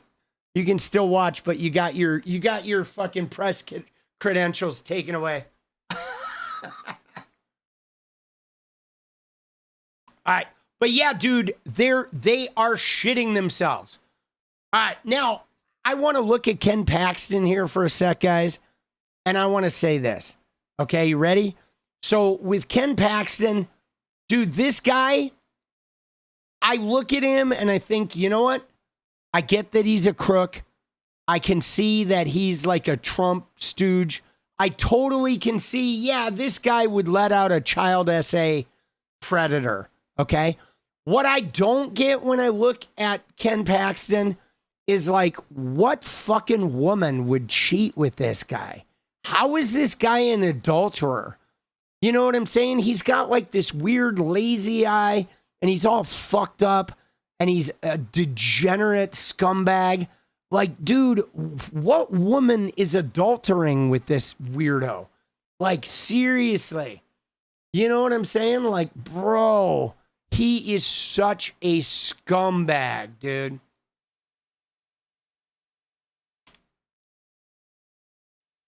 He is such a scumbag. But yeah, here's the news clip. You ready? Adam Hoffman received a controversial plea deal from Texas Attorney General Ken Paxton. Hoffman has admitted to abusing a little boy over the course of 3 horrific years. Dude, yeah, look at that shit. This is the guy who abused a boy for 3 years, guys. And there's Ken, like, there he is, dude. Look at that guy. Look at that smarmy fucker. And Ken Paxton let him out. 30 days in jail, guys. 30 days in jail. No registration on a sex offender registry. Isn't that gnarly? And I mean, the kid's family is livid, as they should be, dude. He's so skanky. Dude, look at that guy, boss.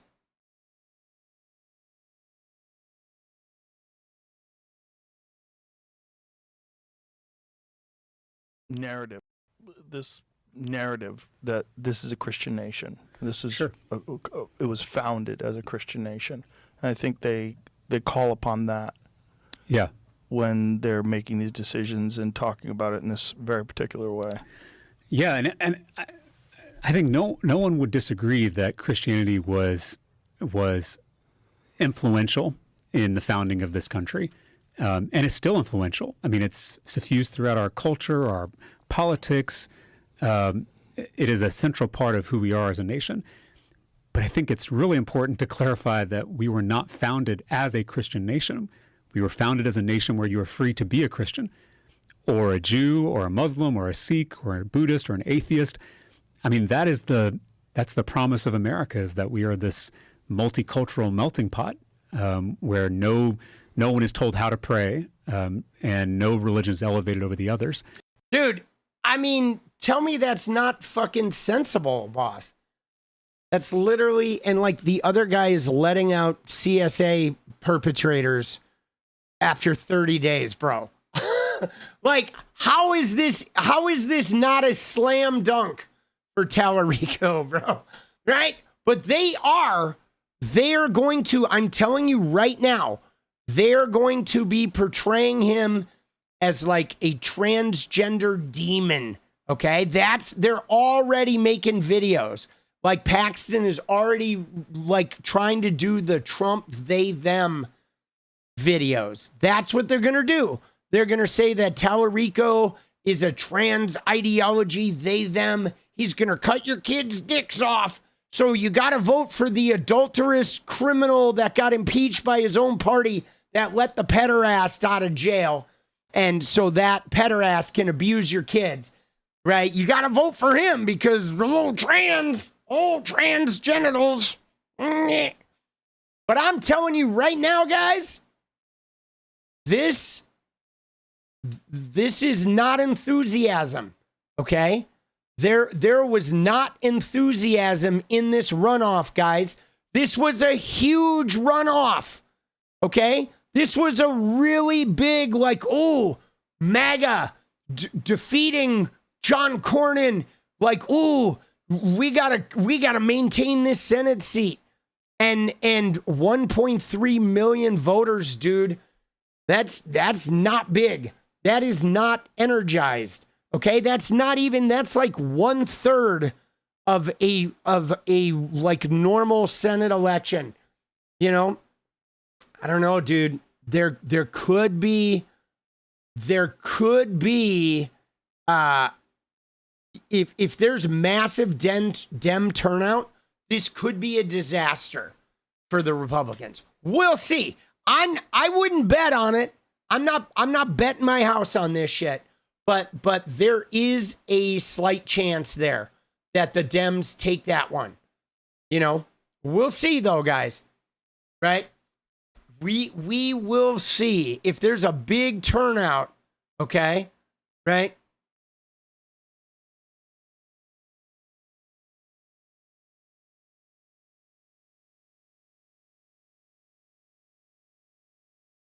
Oh, look at Nick Fuentes. Texas Senate primary, actually a white pill. The Republican primary for the Texas Senate seat was determined today. It was a race between John Cornyn and Ken Paxton, the previous Attorney General of Texas. And for those that follow Texas politics, this is a very serious battle. It's a major bellwether about the direction of the party. John Cornyn, the Texas senator, is a very senior member of the U.S. Senate, and he's about as rhino as it gets. He is one of these holdovers from the previous generation of Republican senators and congressmen, and he probably ranks among the absolute worst in the Senate on the Republican side. Frequently votes against Trump on the good things he tries to get done, is not an immigration patriot, among other things.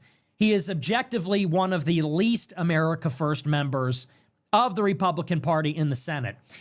Ken Paxton, on the other hand, is grassroots, America First, very strong immigration restrictionist.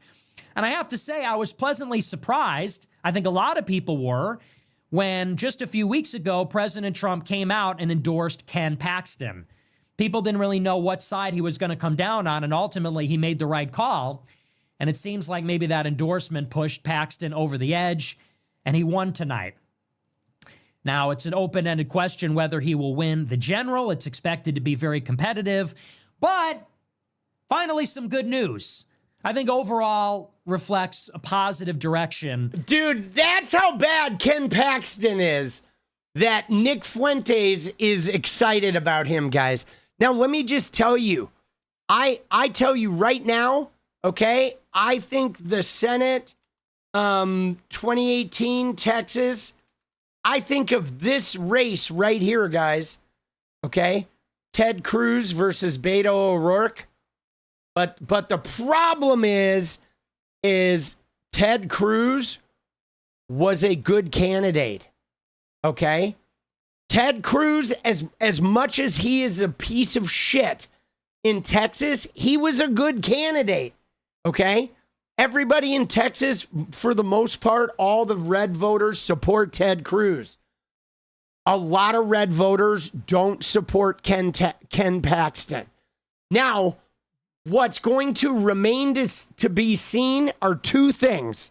Well, three things. One is, will the red voters who hate Ken Paxton, will they show up and vote for him anyway? Or will they just stay home? That's one major question. Number two is, what will the independents do that could swing either way on that? And will they turn out? Will enough independents show up to vote against Ken Paxton? That's number 2 question. And number 3 is, can the Dems have like the biggest turnout they've ever had in a Senate election? Those 3 things are going to determine this election. If the Dems have a massive turnout and a little bit of those red voters decide they're going to stay home and enough of those independents show up, this could be the first Democratic statewide win in Texas in a long fucking time. Okay? Because Ken Paxton is not a good candidate, guys. He is a terrible candidate. And in fact, he was literally the only chance that Talarico had. The only chance Talarico had was this guy winning. Okay? That's it. That was the only chance. If Cornyn won, Talarico had 0 chance of winning this election. Now, he's got a slim chance. He's got a tiny fucking chance. Right? So we'll see. We'll see, guys. We'll see what happens. Right? It's going to get very interesting for sure. Okay? Right? Let's go. It's going to get very interesting, guys. Oh.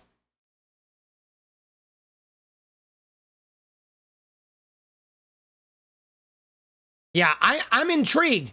All right. There's 2 things we're going to get to. I see we're kind of like, I'm moving a little slower than I wanted to, but so there's 2 things I want to get to. One is I do want to finish up on something with Paulina, the Democrat tweeter, because she followed up, okay, after her absolutely slamming Katie Miller and absolutely slamming the MAGA Republicans yesterday and just completely getting their goat. She followed up today with something amazing, because the Washington Post posted Trump admin officials have pressed the Bureau of Engraving and Printing to design a $250 bill featuring the president's portrait. So they are desperately, now they can't currently do this, guys. You can't put a living person on money. So right now they can't make a Trump bill. They would have to pass this through Congress. They would have to change a law to do this. And I really don't think they're going to get 60 votes in the Senate ever on this. But look at what she posted today. She was like, fixed it. Oh, dude, yeah, it is a law. They cannot put a living person on currency. Okay? But they are going to try. Okay, they are going to try. Where is it? Let me find the tweet here.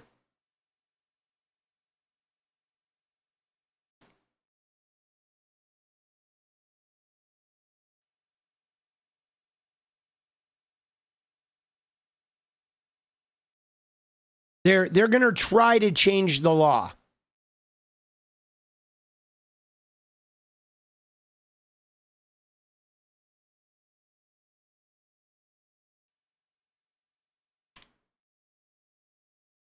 Right here. So the thing is they have to change the law in order to do this, guys. Okay? Right? They're trying to put Trump on a $250 bill. Okay? But I believe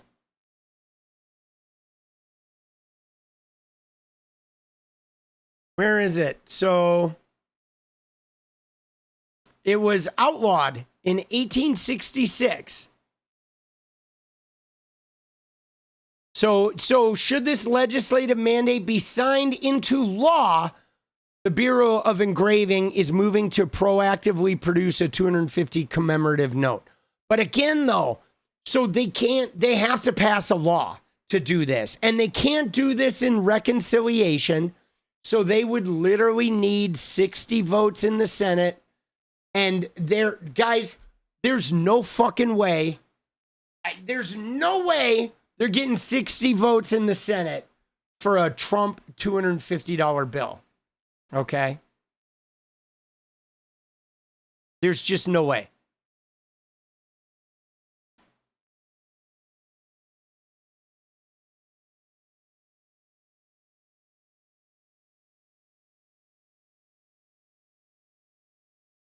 Right?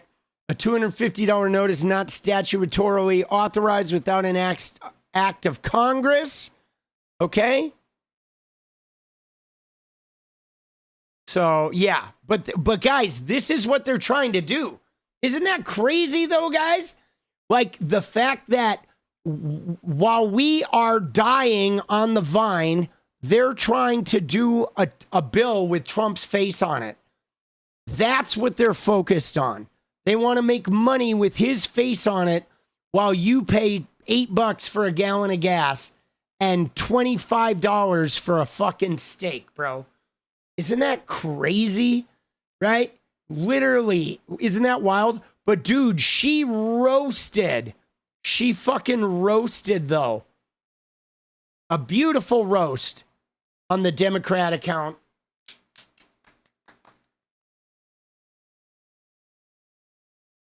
Dude, yeah, can I just tell you guys, I don't even use cash.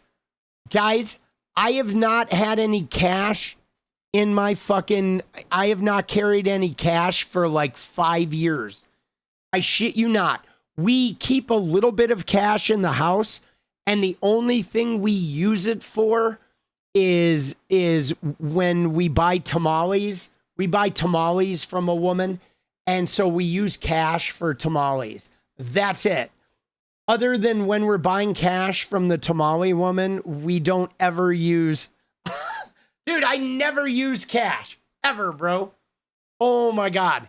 I haven't used cash in like 5-6 years, boss. 7 years. I haven't really used it since I was a bartender. When I was a bartender, I had cash all the time, and I paid for a lot of shit in cash. I kept a huge amount of cash because I put hardly any of it in the bank. So when I was a bartender, I had a lot of cash moving through my world. But that I stopped bartending in 2016, 10 years ago. Right? Only for weed. Dude, I'm serious. You like even weed, like people I know are fucking they're like Venmoing for weed and shit, dude. I shit you not, bro. I'm serious, dude. People, even the people I know that buy drugs are using fucking Venmo and Zelle. I mean, dude, nobody is using cash anymore, bro. Like, you know, like seriously, even the drug dealers have gone digital, boss. Let me just tell you, okay? All right. Dude, Katie Miller, you are an ugly fuck. All right, no offense. All right, guys, you ready? We're gonna decompress now. All right, we're not gonna get to the Sarah Kellen shit until tomorrow. But dude, I do want to look at a little bit of the Candace Owens. All right, because Candace Owens had fucking 𝗙𝗪cie𝗶𝗹𝗀 on the show today, guys. Look at this shit, bro.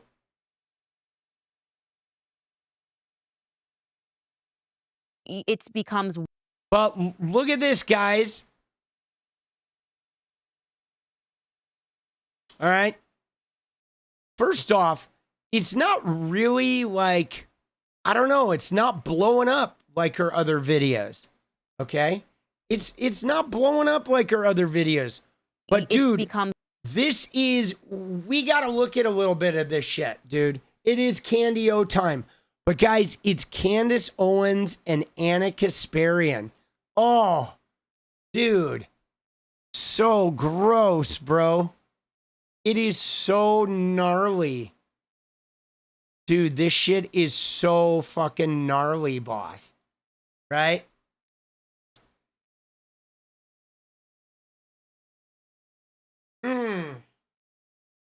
Put that thing away, people.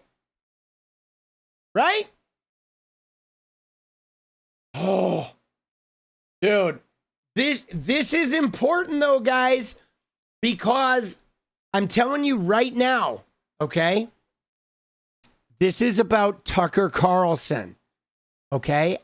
Guys, I know that we don't want to see this, but we do have to pay attention because they are setting up. They're trying to sell Tucker Carlson. Okay? They are trying to create this like populism shit, guys, where they are trying to mainstream Tucker Carlson. Okay? Whether he runs for president or wins, they're trying to mainstream him to make Tucker Carlson's anti-Semitism and replacement theory shit be like palatable to the left wing. Okay? I feel like a long game is being played here, guys. Okay? Where they are like Trump is a failure. He's losing power. Rubio and Vance, there's a power vacuum, but they want to sort of like escape from MAGA. Okay? There are deeply evangelical, toxic, replacement theory, Christian America firsters that are trying to get out from under the MAGA movement, and they're trying to escape and be like, well, we weren't the bad Trumpy MAGAs. But guys, they're worse than Trump. Okay? Tucker Carlson, his worldview is worse than Trump. Tucker Carlson is just like Nick Fuentes. Okay? Make no mistake about it. Tucker Carlson and Nick Fuentes and Candace Owens and Nick Fuentes are the same shit. Okay? But they're trying to eke Nick Fuentes style bullshit into the mainstream under this guise that like, no, let's come together, right? Trump is over. Let's all come together, guys. Let's all play nice, guys. But no fucking way, dude. Dude, 𝗙cie Kasparian is like as anti-Semitic as ever, guys. She is not like a pro-Palestinian anti-genocide person. She is a full-on happy merchant anti-Semite, okay? And Cenk Uyghur too, man. They are like Israel, like they're like bordering on Nick Fuentes' Jew hatred kind of shit, okay? I'm telling you right now. So we do have to watch a little bit of this. And in particular, guys, we got to watch this one section here, okay? Let me just show you. Oh, my God. Wait till you see what Candace Owens says here and how Anna offers no pushback, okay? No pushback, guys. All right? Watch this. Let me see this.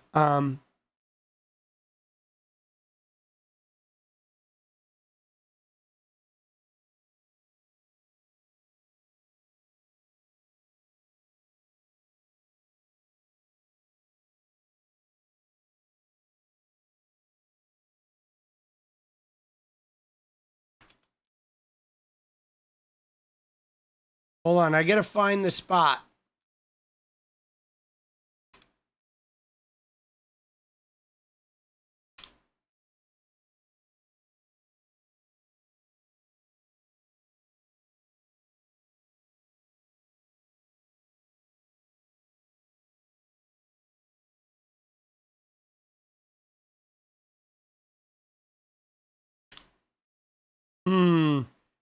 Let me find this spot. Hold on.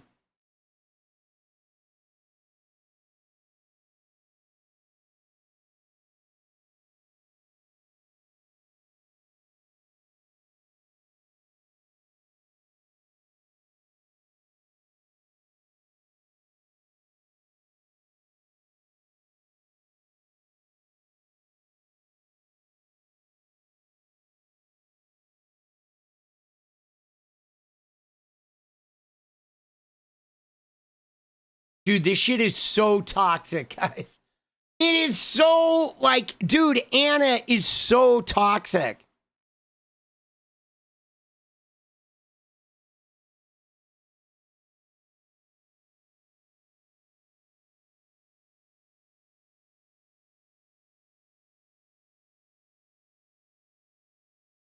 Dude, where is it, boss? Hold on. Let me see here. Amazed that she has to just sit up there and go, war, war, war, war, war, because my trust fund needs to grow. And have the. Hold on.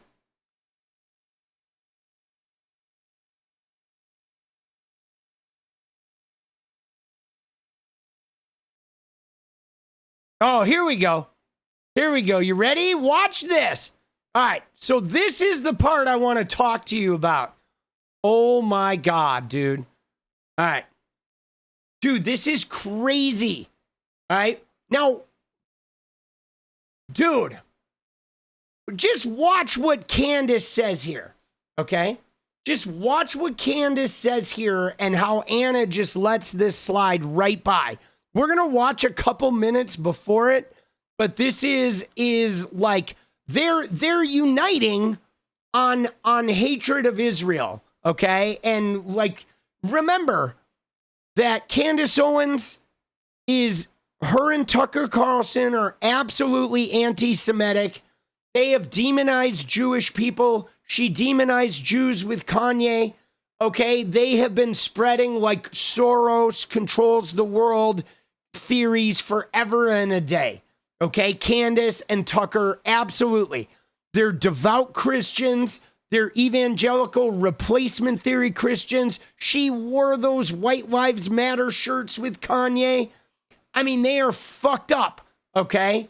They are. Her and Tucker are. Now, Anna and Cenk are like rabidly anti-Israel, but they do it under the guise of protecting Palestinians in Gaza.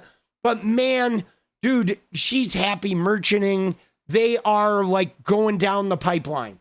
Okay, Anna Kasparian and Cenk Uygur have crossed over from being like pro-Palestinian, anti-genocide people to being anti-Semitic. They're right in there with them, guys. That's why they're hanging out with Candio. That's why they're hanging out with Tucker. But anyway, watch this shit. You know, and who do you have to defend? Who is being oppressed?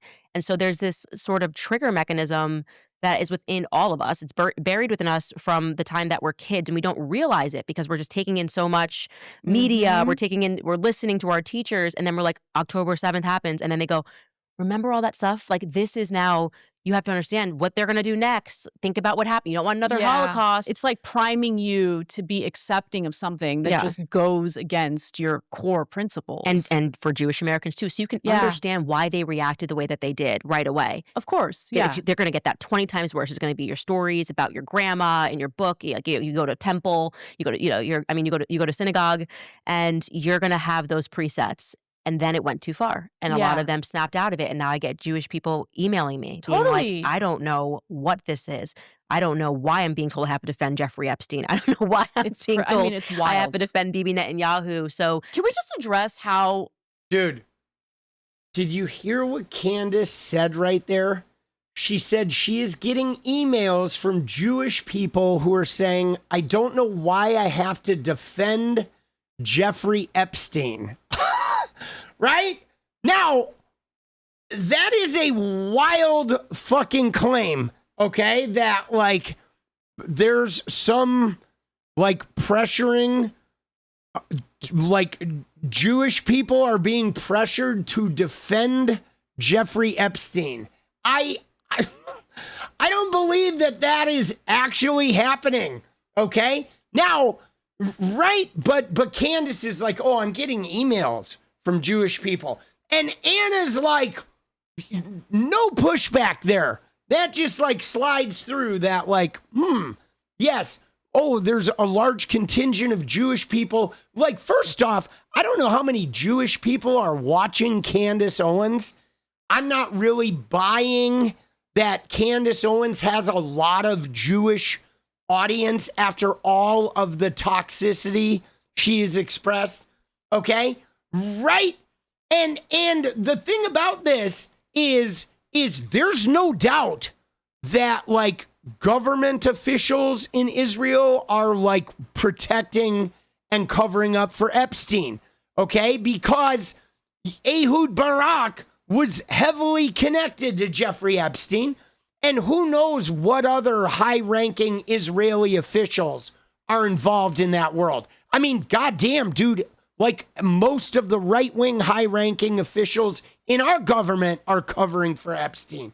Lutnick, Kennedy, right? I mean, my God, dude, everyone in Trump's orbit, Bannon, they're all Epstein connected. And a lot of the financial people here are Epstein connected. Like, dude, it's insane. And we know Ehud Barak and a lot of the Israeli government and Mossad people and CIA people are all knee deep in this shit. But listen to what Candace says there again, okay? You go to, you go to synagogue and you're going to have those presets. And then it went too far. And a lot of them snapped out of it. And now I get Jewish people emailing me. Totally. Being like, I don't know what this is. I don't know why I'm being told I have to defend Jeffrey Epstein. I don't know why I'm being told it's I have wild. to defend Bibi Netanyahu. So, dude, but Anna's agreeing with that shit. Oh, totally. Yeah, I'm getting emails from Jewish people that are like, why do I have to defend Jeffrey Epstein? Dude, nobody... Like, show me, like, Jewish people that are being told they have to defend Jeffrey Epstein. And Anna's like, oh, yeah, Candace. Dude, this is wild, boss. Okay? This is wild. This is now, like, now they're extrapolating, like, Israeli government officials and Trump officials that are covering up the Epstein shit to like Jewish people being told that they need to cover up and protect and defend Jeffrey Epstein. That's whacked out shit, guys. But this is what I am talking about how they're no longer sitting there in like, attacking the Israeli government anymore. There's something deeper going on with these guys that is like bringing in like, random Jewish people supposedly emailing Candace Owens. But let's see where Anna goes with this, okay? Because this is weird, guys. You're going to have those presets. And then it went too far. And a lot of them snapped out of it. And now I get Jewish people emailing me. Totally. Being like, I don't know what this is. I don't know why I'm being told I have to defend Jeffrey Epstein. I don't know why I'm being told it's I have wild. to defend Bibi Netanyahu. So Can we just address how brazenly obvious, like, okay, when every pro-Israel media figure comes out at the same time and basically says, oh, there's no big deal with the Epstein files, they shouldn't be released. You're giving it away. Like, you're giving it away. Like, you guys are too obvious. And what I'm wondering is, was the propaganda always this bad? Or is it that we're just a lot more awake now because there's diversified independent media? People... Again, like, what is she talking about? I mean, there's a bunch of Israeli government officials and, like, the people that defend them and the Trump administration, all of the right-wing fucking U.S. government that is protecting Epstein as well. There's like a huge issue, but it's not like Jewish people. It is like everybody in the right-wing government, whether it's right-wing Israeli government or right-wing America government, all of the right-wingers are actively suppressing those files. But anyway, here we go. People are kind of breaking out of their bubble, so it's harder to lie to us. So their like propaganda muscle has atrophied to some extent. So well said. Right? I think it's the latter. Absolutely. Yeah. I think we are more awake than we've ever been.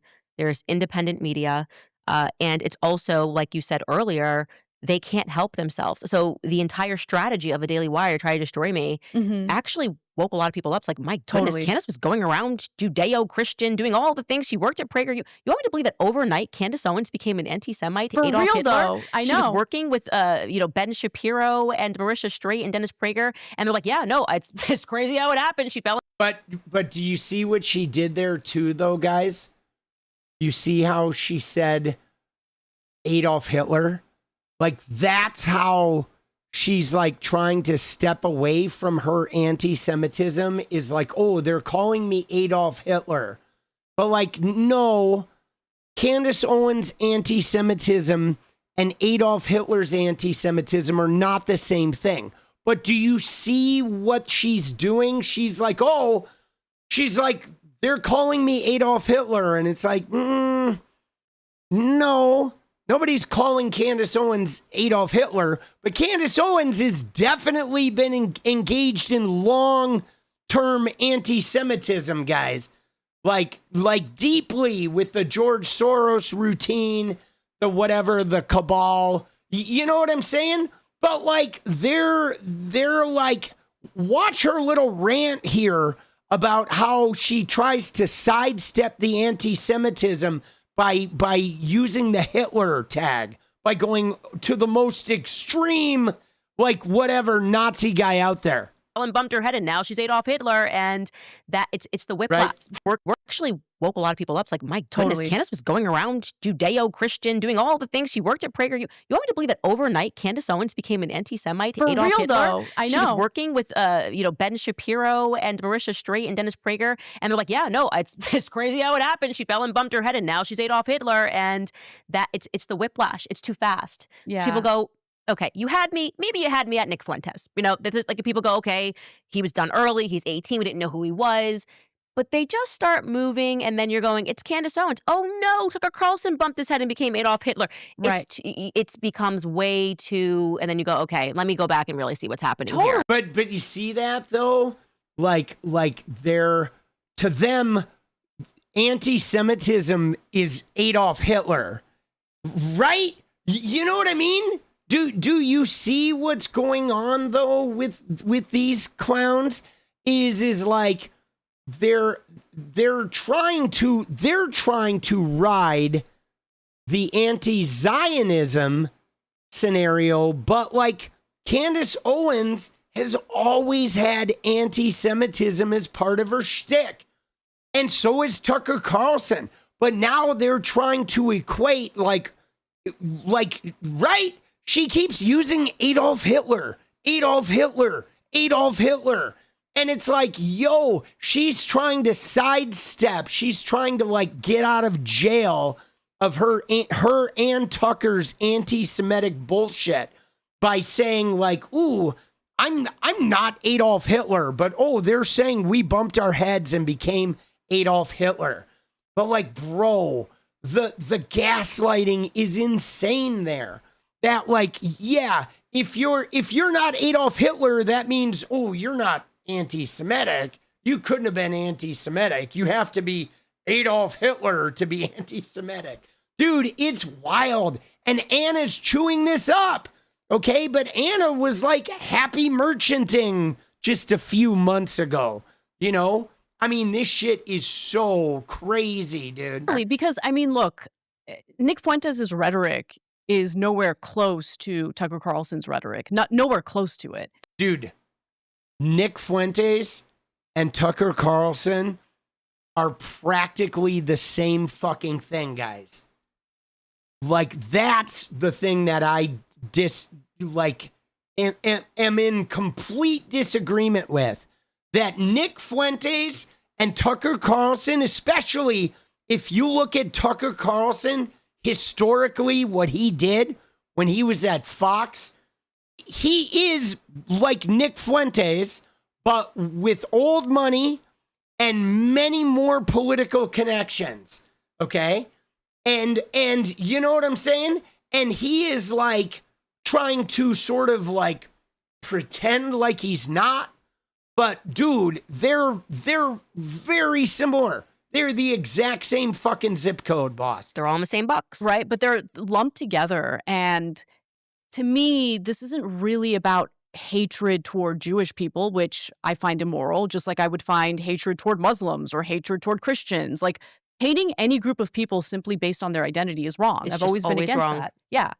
But yeah, it just seems like I forgot where I was going with that. Yeah, a lot of people, I think they were just kind of part of this algorithmic bubble where they're only exposed to one thing. And when it came to the Muslim population, I think that the dehumanization was seen in the media across the board. And that brainwashing worked for a really long time. I mean, it definitely convinced Americans to support wars that we shouldn't have supported. Going back to those presets when we're in our youth, 9/11. Yep. It was so raw. It was so scary. The way they made us stand up at 9/11 every day, the time in school. I Moment remember of that. silence for what the Muslims did to us. Think about, like, that's kind of, so I was just like, Muslims, like, this is just how they live. This is what they do.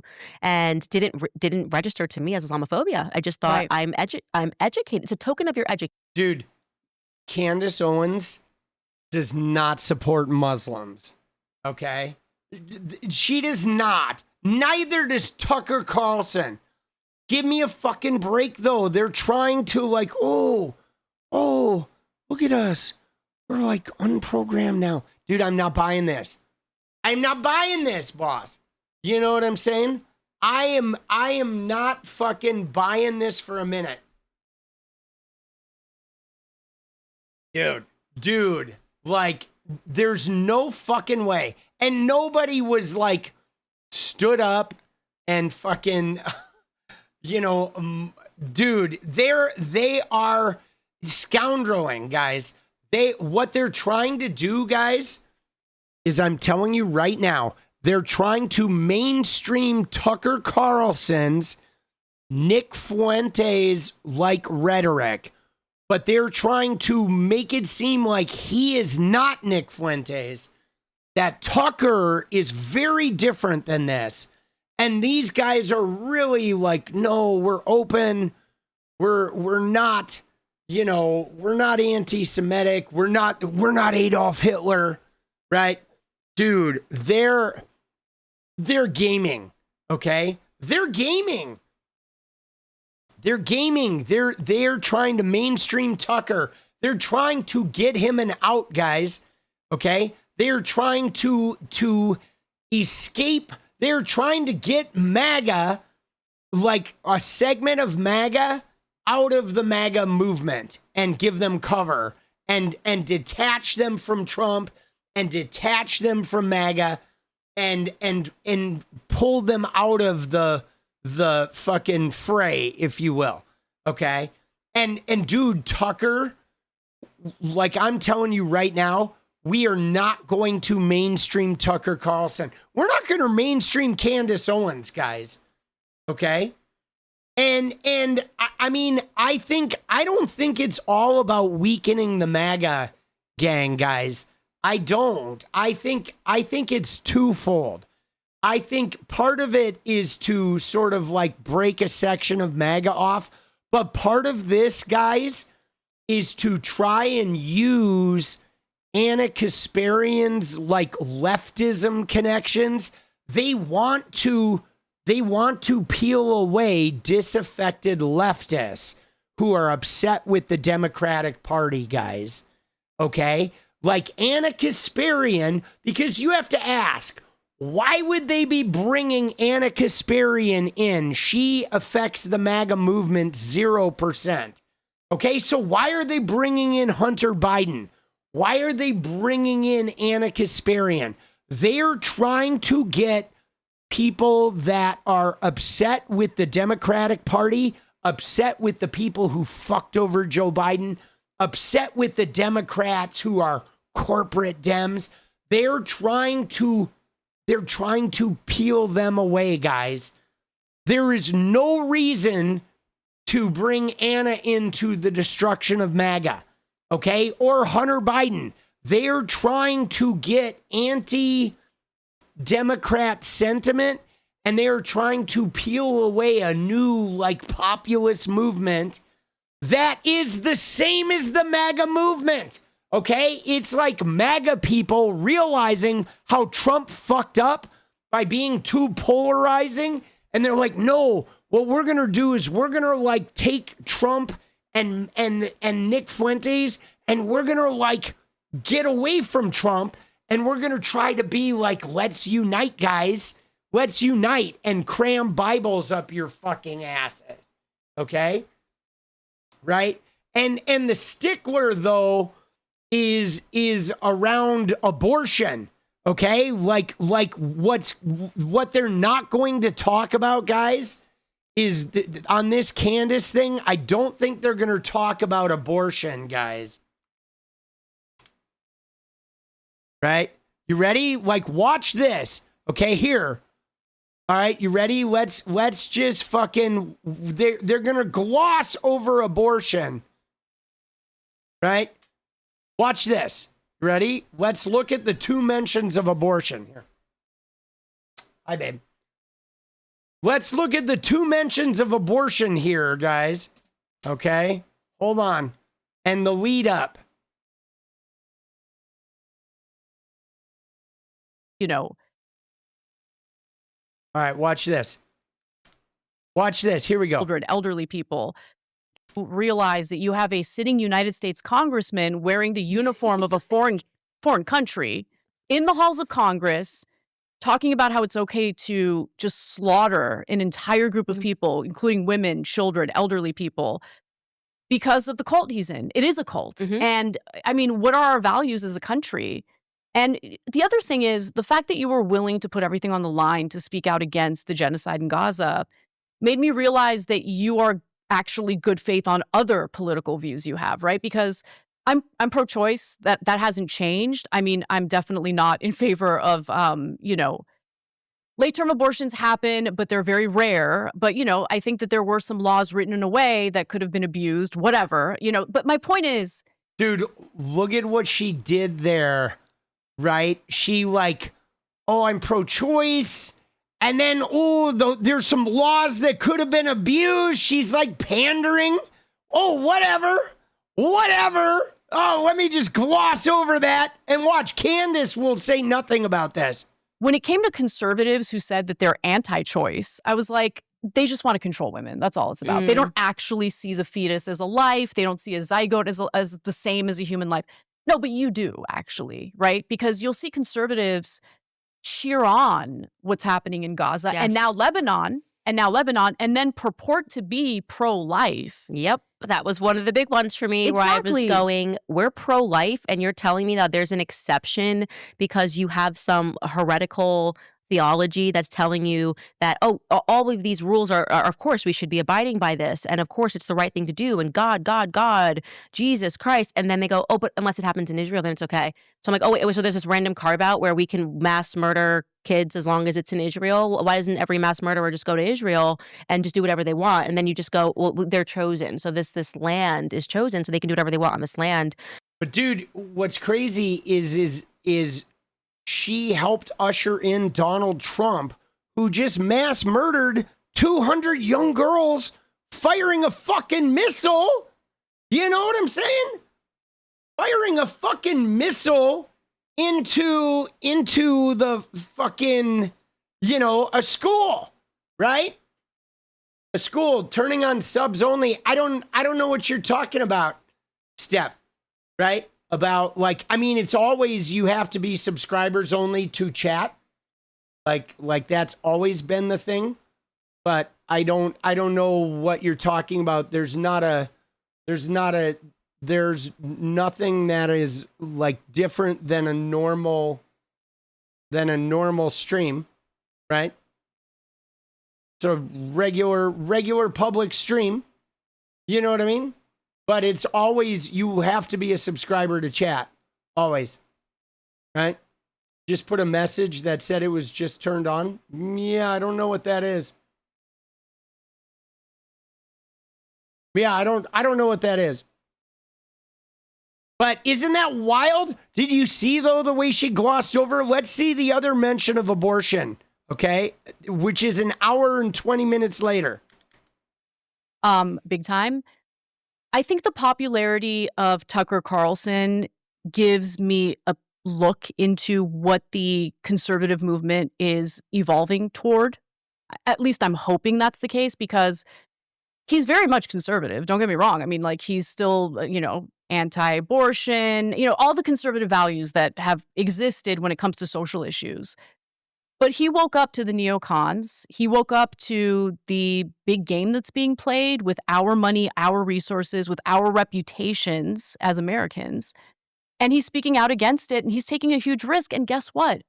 He's got a lot of support, not just from conservatives, But also, I'm noticing, the biggest voting bloc now are independents.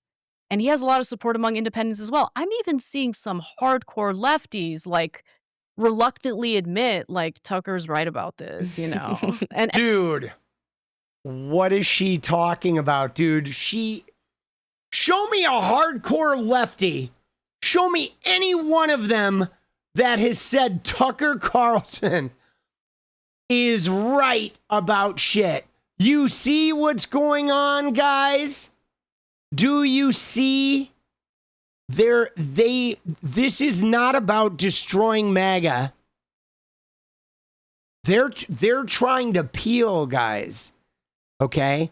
Anna is up to, we thought she was bad during Trump, right? Her and Cenk Polymarket Studios during the biggest election of our times. They were basically the Peter Thiel and J.D. Vance studios during an election year. Fucking scumbags.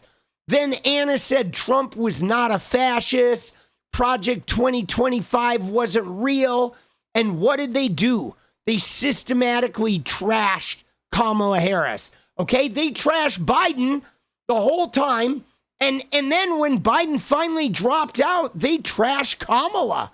They trashed the shit out of her after making a huge deal about Biden. Okay? They were like, Biden is too old. He's too decrepit. He's too dumb. You got to get Biden out of there. And the minute Biden stepped down and Kamala took over, they trashed the shit out of her, guys. They fucking trashed and they demonized the left and they created as much apathy and anti like Kamala and anti-Democrat sentiment as they could. And they protected Trump. She did. She protected him. He's not a fascist. Oh my God, they're calling him Hitler. Oh my God, there's no Project 2025. She did that shit all the way until Trump got elected. And after Trump got elected, what was Cenk doing? Look at this shit. Hold on. We're going to get the receipts, guys.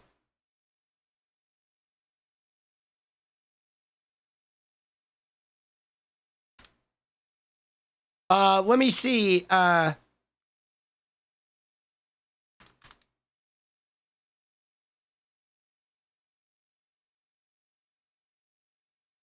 Let's find the tweet.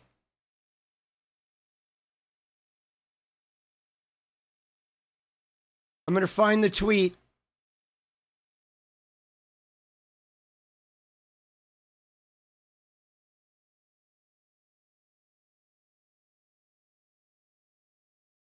Look at this shit.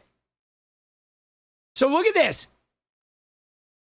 Dude, for 𝗙𝗎𝗪ce 𝗪𝗛, Cenk said she's the most pro-labor secretary we could have asked for. Dude, her husband was sexually abusing people. Okay? Right? He was praising their things. But let's find the one tweet, dude. Look at this. Look at this. This is a week before the election, guys. Both sides are utterly delusional. The idea that Kamala Harris is going to do any of her promises is laughable. Okay? Right?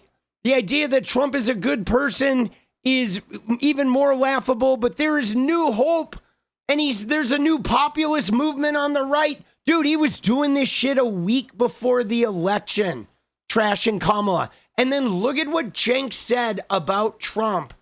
Okay, let's go back to what Cenk said about Trump after the election. Okay, we're going to go back. I'm going to take a minute here because this is the one tweet, dude, that I was looking for from Cenk. We got to go back to his tweet after the election where he's like, I'm actually feeling better. I'm feeling strangely excited about Trump.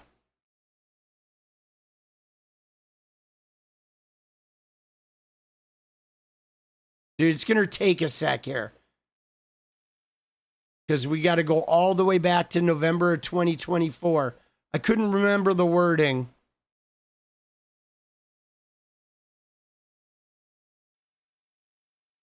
Dude, Cenk is so toxic. But you see, guys, they're trying to peel. Okay? They are trying to self-destruct the Democratic Party and like somehow eke their populist fucking bullshit in there. And her saying that, ooh, leftists are like agreeing with Tucker Carlson. Dude, that is some bullshit, bro.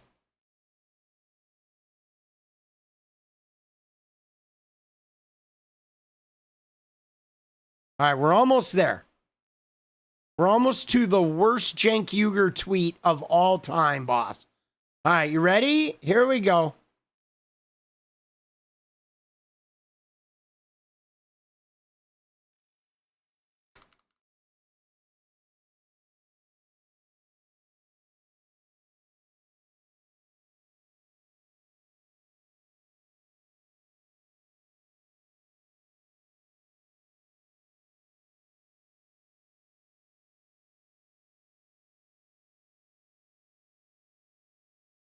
Where is it?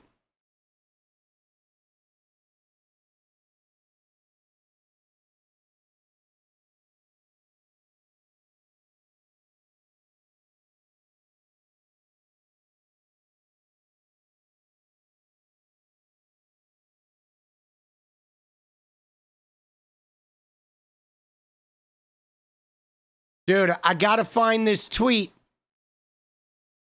Oh. All right, hold on. Let me look at it this. I'll Google it.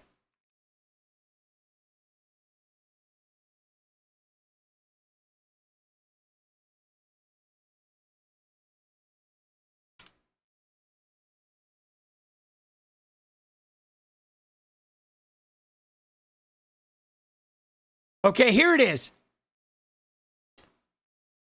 Cenk Uygur signals optimism after Trump win.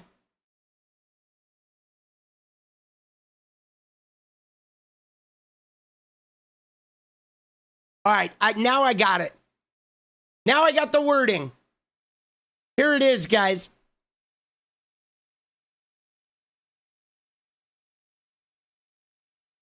Now I know what to look for. Here it is. Oh, shit. All right, so I got the link to it. Look at this shit. This was November 29th. This was a couple weeks after the election. And Cenk Uygur says, I've been trying to figure out why I'm more optimistic now than I was before the election, even though I was so against the guy who won. I know now, MAGA is not my mortal enemy, and neither is the extreme left. My mortal enemy is the establishment, and they have been defeated, Cenk said. It's not just the establishment candidate lost, that's Kamala Harris. It's that their media is mortally wounded. The source of their strength was not insipid politicians like Mitch McConnell and Joe Biden. He puts those two together. He put McConnell and Joe Biden together. The source of the strength was their propaganda machine, the mainstream media. Now online media is strong enough that their oppressive monopoly on the American mind has been broken. Now we're in the jungle. They hate that. I love it. This uncontrolled marketplace of ideas is where I'm home. I'd rather be in the populous woods than an establishment prison, dude. Isn't that insane?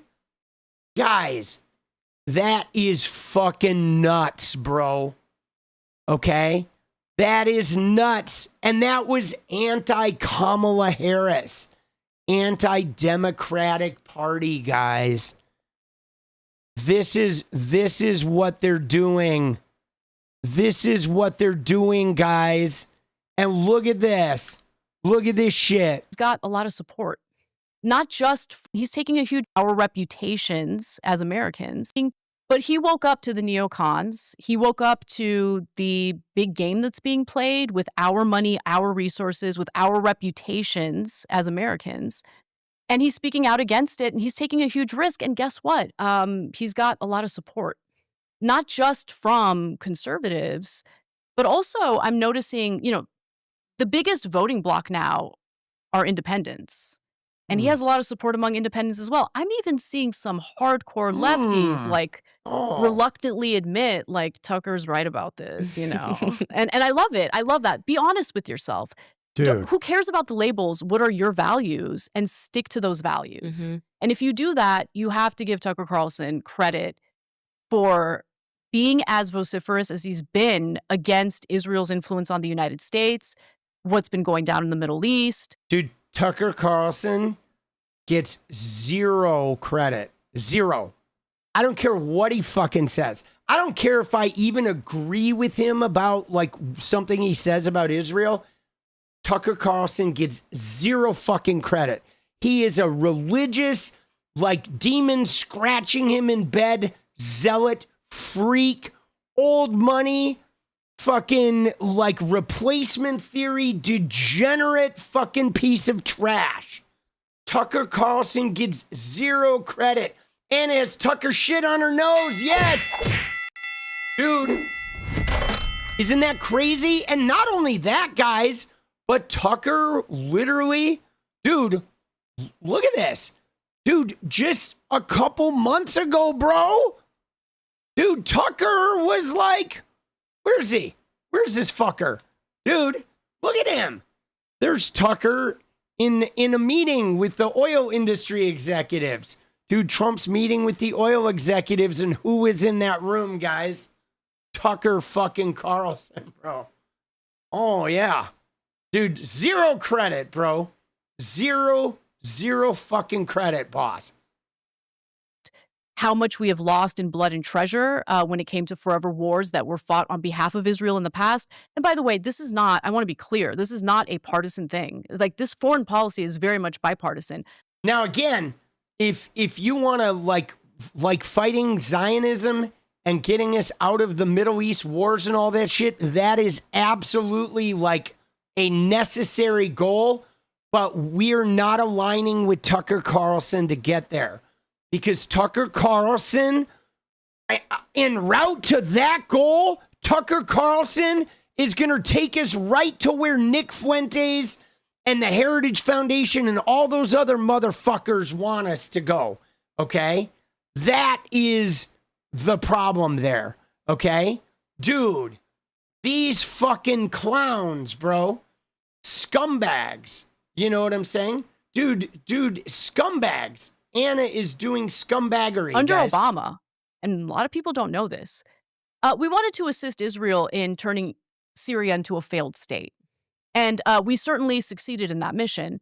So under Obama, we started arming literal terrorists, including like Al-Qaeda offshoots. Al-Nusrat. Yes, Al-Nusrat, exactly. Dude, look at her. She's doing the Obama's a terrorist routine, boss. I mean, guys, like America is always armed fucking terrorists. Are you, give me a fucking break. Who paid for 9/11? Saudi Arabia. Who sponsors Trump's golf tournaments? Saudi Arabia. Give me a fucking break, dude. America's been arming terrorists in one way, shape, or form going all the way back to Reagan. Like, what the fuck, dude? And she's like, but she's doing the Obama terrorism shit. You see what she's doing, dude? Dude, she is a scoundrel. How the hell could anyone defend that? It's so wrong. And so we need people who are awake to how much this puts Americans at a disadvantage, how evil and immoral all this behavior has been. I hate the way that people across the globe perceive us. You know, Iran, their propaganda has been very effective. It's fantastic. Yeah, their Lego propaganda videos are slaps. amazing. Yeah. And the one that they put out recently where they're speaking directly to the American people and telling us, like, we actually love you guys. We have no problem with you guys. We know it's your government and that they're not representing what you want. It was a sigh of relief. 'Cause I'm like, please do not grow up and think that we support this geriatric, pedophile defending, like Epstein class of psychopaths. Exactly. We don't want this. We do not want this war. We want to go about our day, have low gas prices, be able to afford groceries. And when they put that out, that message, it was like they are. See, it's weird because there are a bunch of people in Israel that feel the same way about Netanyahu. You know what I'm saying? That like, fuck, we don't agree with this guy. But that guy will never get out of office, boss. He's like a war criminal, right? Why don't you just be Democrats then? Yeah, they don't want to be Democrats. They want to carve a piece of political power that's all their own, guys.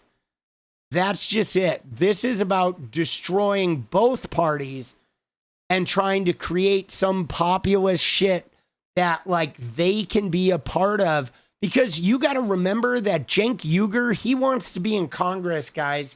He wants to be a politician. He doesn't want to just be talking about it. Okay? They want to be political power movers, these guys. You know? Dude, Grifty McGriftersons. All right, I'm going to go make videos, guys. It's time to dance, baby. Dude, we're not letting 𝗙cie𝗶𝗃𝗍𝗀 fuck up our elections. Okay? You know what I'm saying? We are not going to let them fuck up the elections because that's what they're gunning for, guys. They're going to start undermining all of the Democratic candidates. You watch, man. Fuck these guys. Fuck Candace Owens. Fuck 𝗙cie𝗶𝗃𝗍𝗀. Fuck Cenk Uygur. And fuck Tucker Carlson.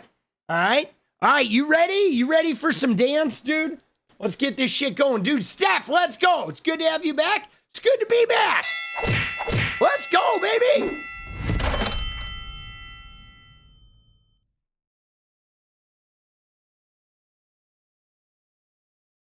Oh.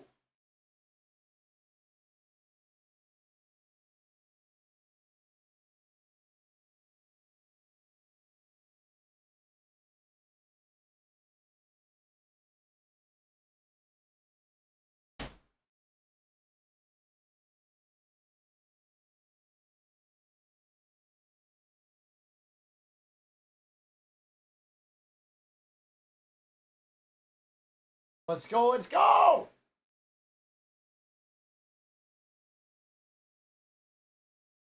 Oh, shit. Dude.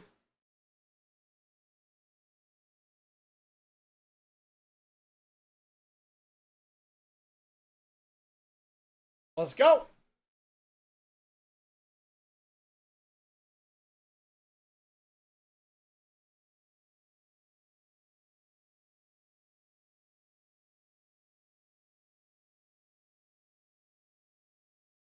Dude, fucking, there's just a lot of clownery, boss.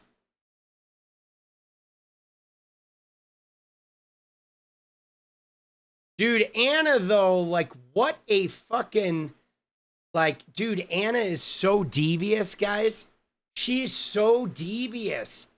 That's the thing about her that, like, bothers me when I look at 𝗙cie𝗶𝗃𝗍𝗀 is, like, she's devious. She is, dude. She is devious. Glad you're back. Let's go, oh, Steve. Good to be back. Oh. Dude, I'm serious. She's devious. She's like, you know, she'll gloss over everything, you know, just trying desperately to carve some space in a new crowd, right? Dude, they are definitely trying to distance themselves. See, that's just it, guys. Like MAGA, I mean, look what happened, right? Like the Democrats are like, fuck this, no more Mr. Nice Guy. We are now going to shovel like dirt over MAGA.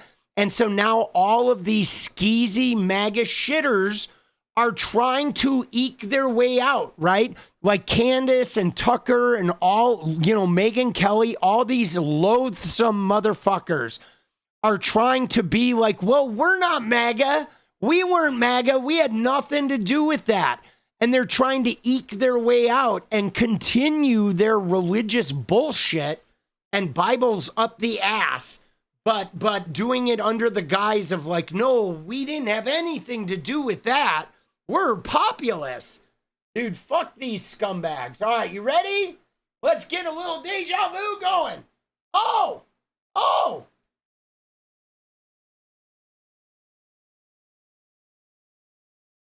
right, it's time, baby. It's time to get the dance on. Let's go. Here we go.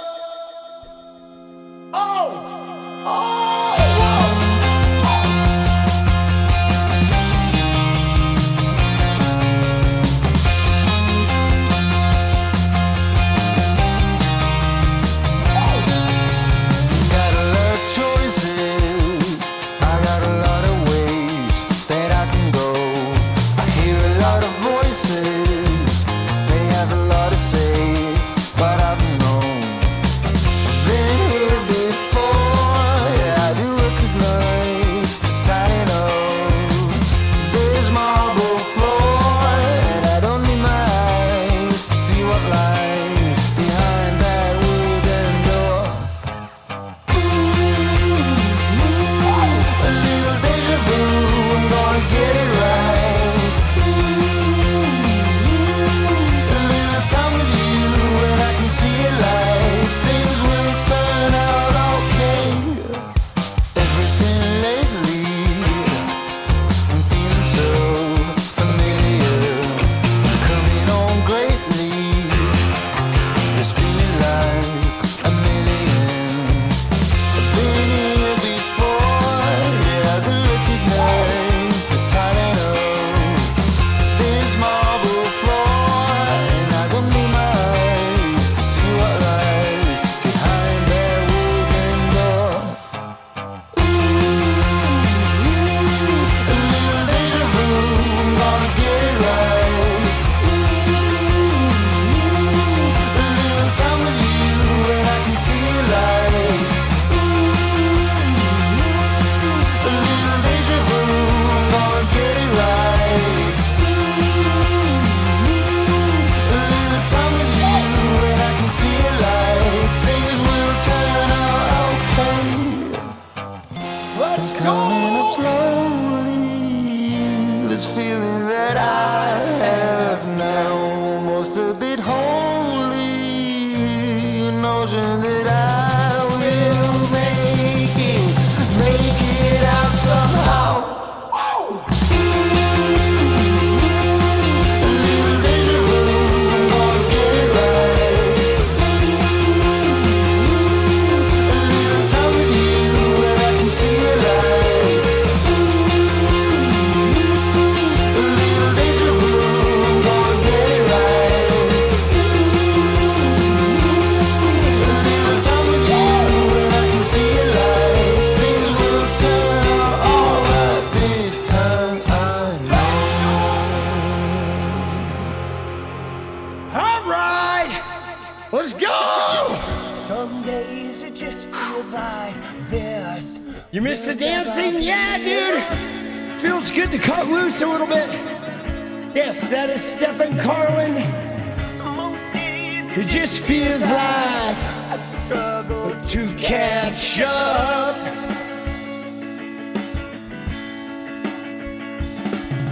And I don't mind the day I find what a peace of mind you are. 'Cause life, no wonderful man. All right, guys. I'll see you tomorrow for Big Friday.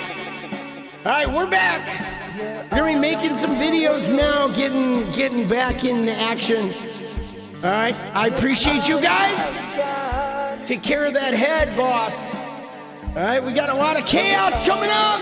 I will see you tomorrow. In the meantime, don't forget to stay radiant. Good night.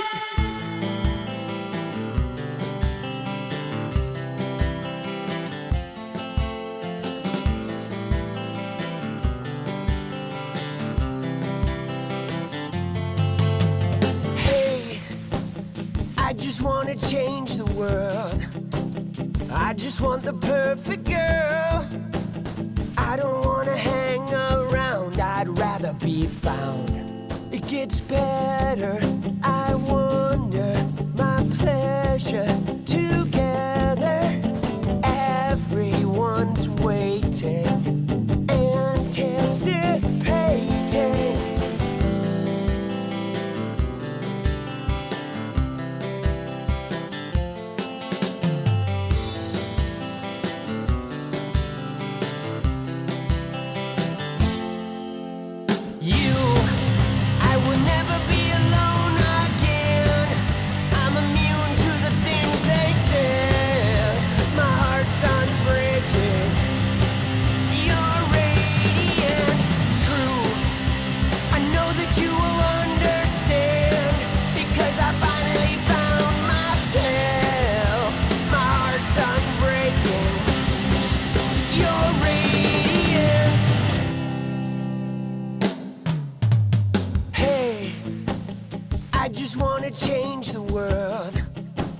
but I'm not gonna wait my turn. I don't ever want to come down, I'd rather be found. It gets better, I wonder, my pleasure together. Everyone's waiting, anticipating.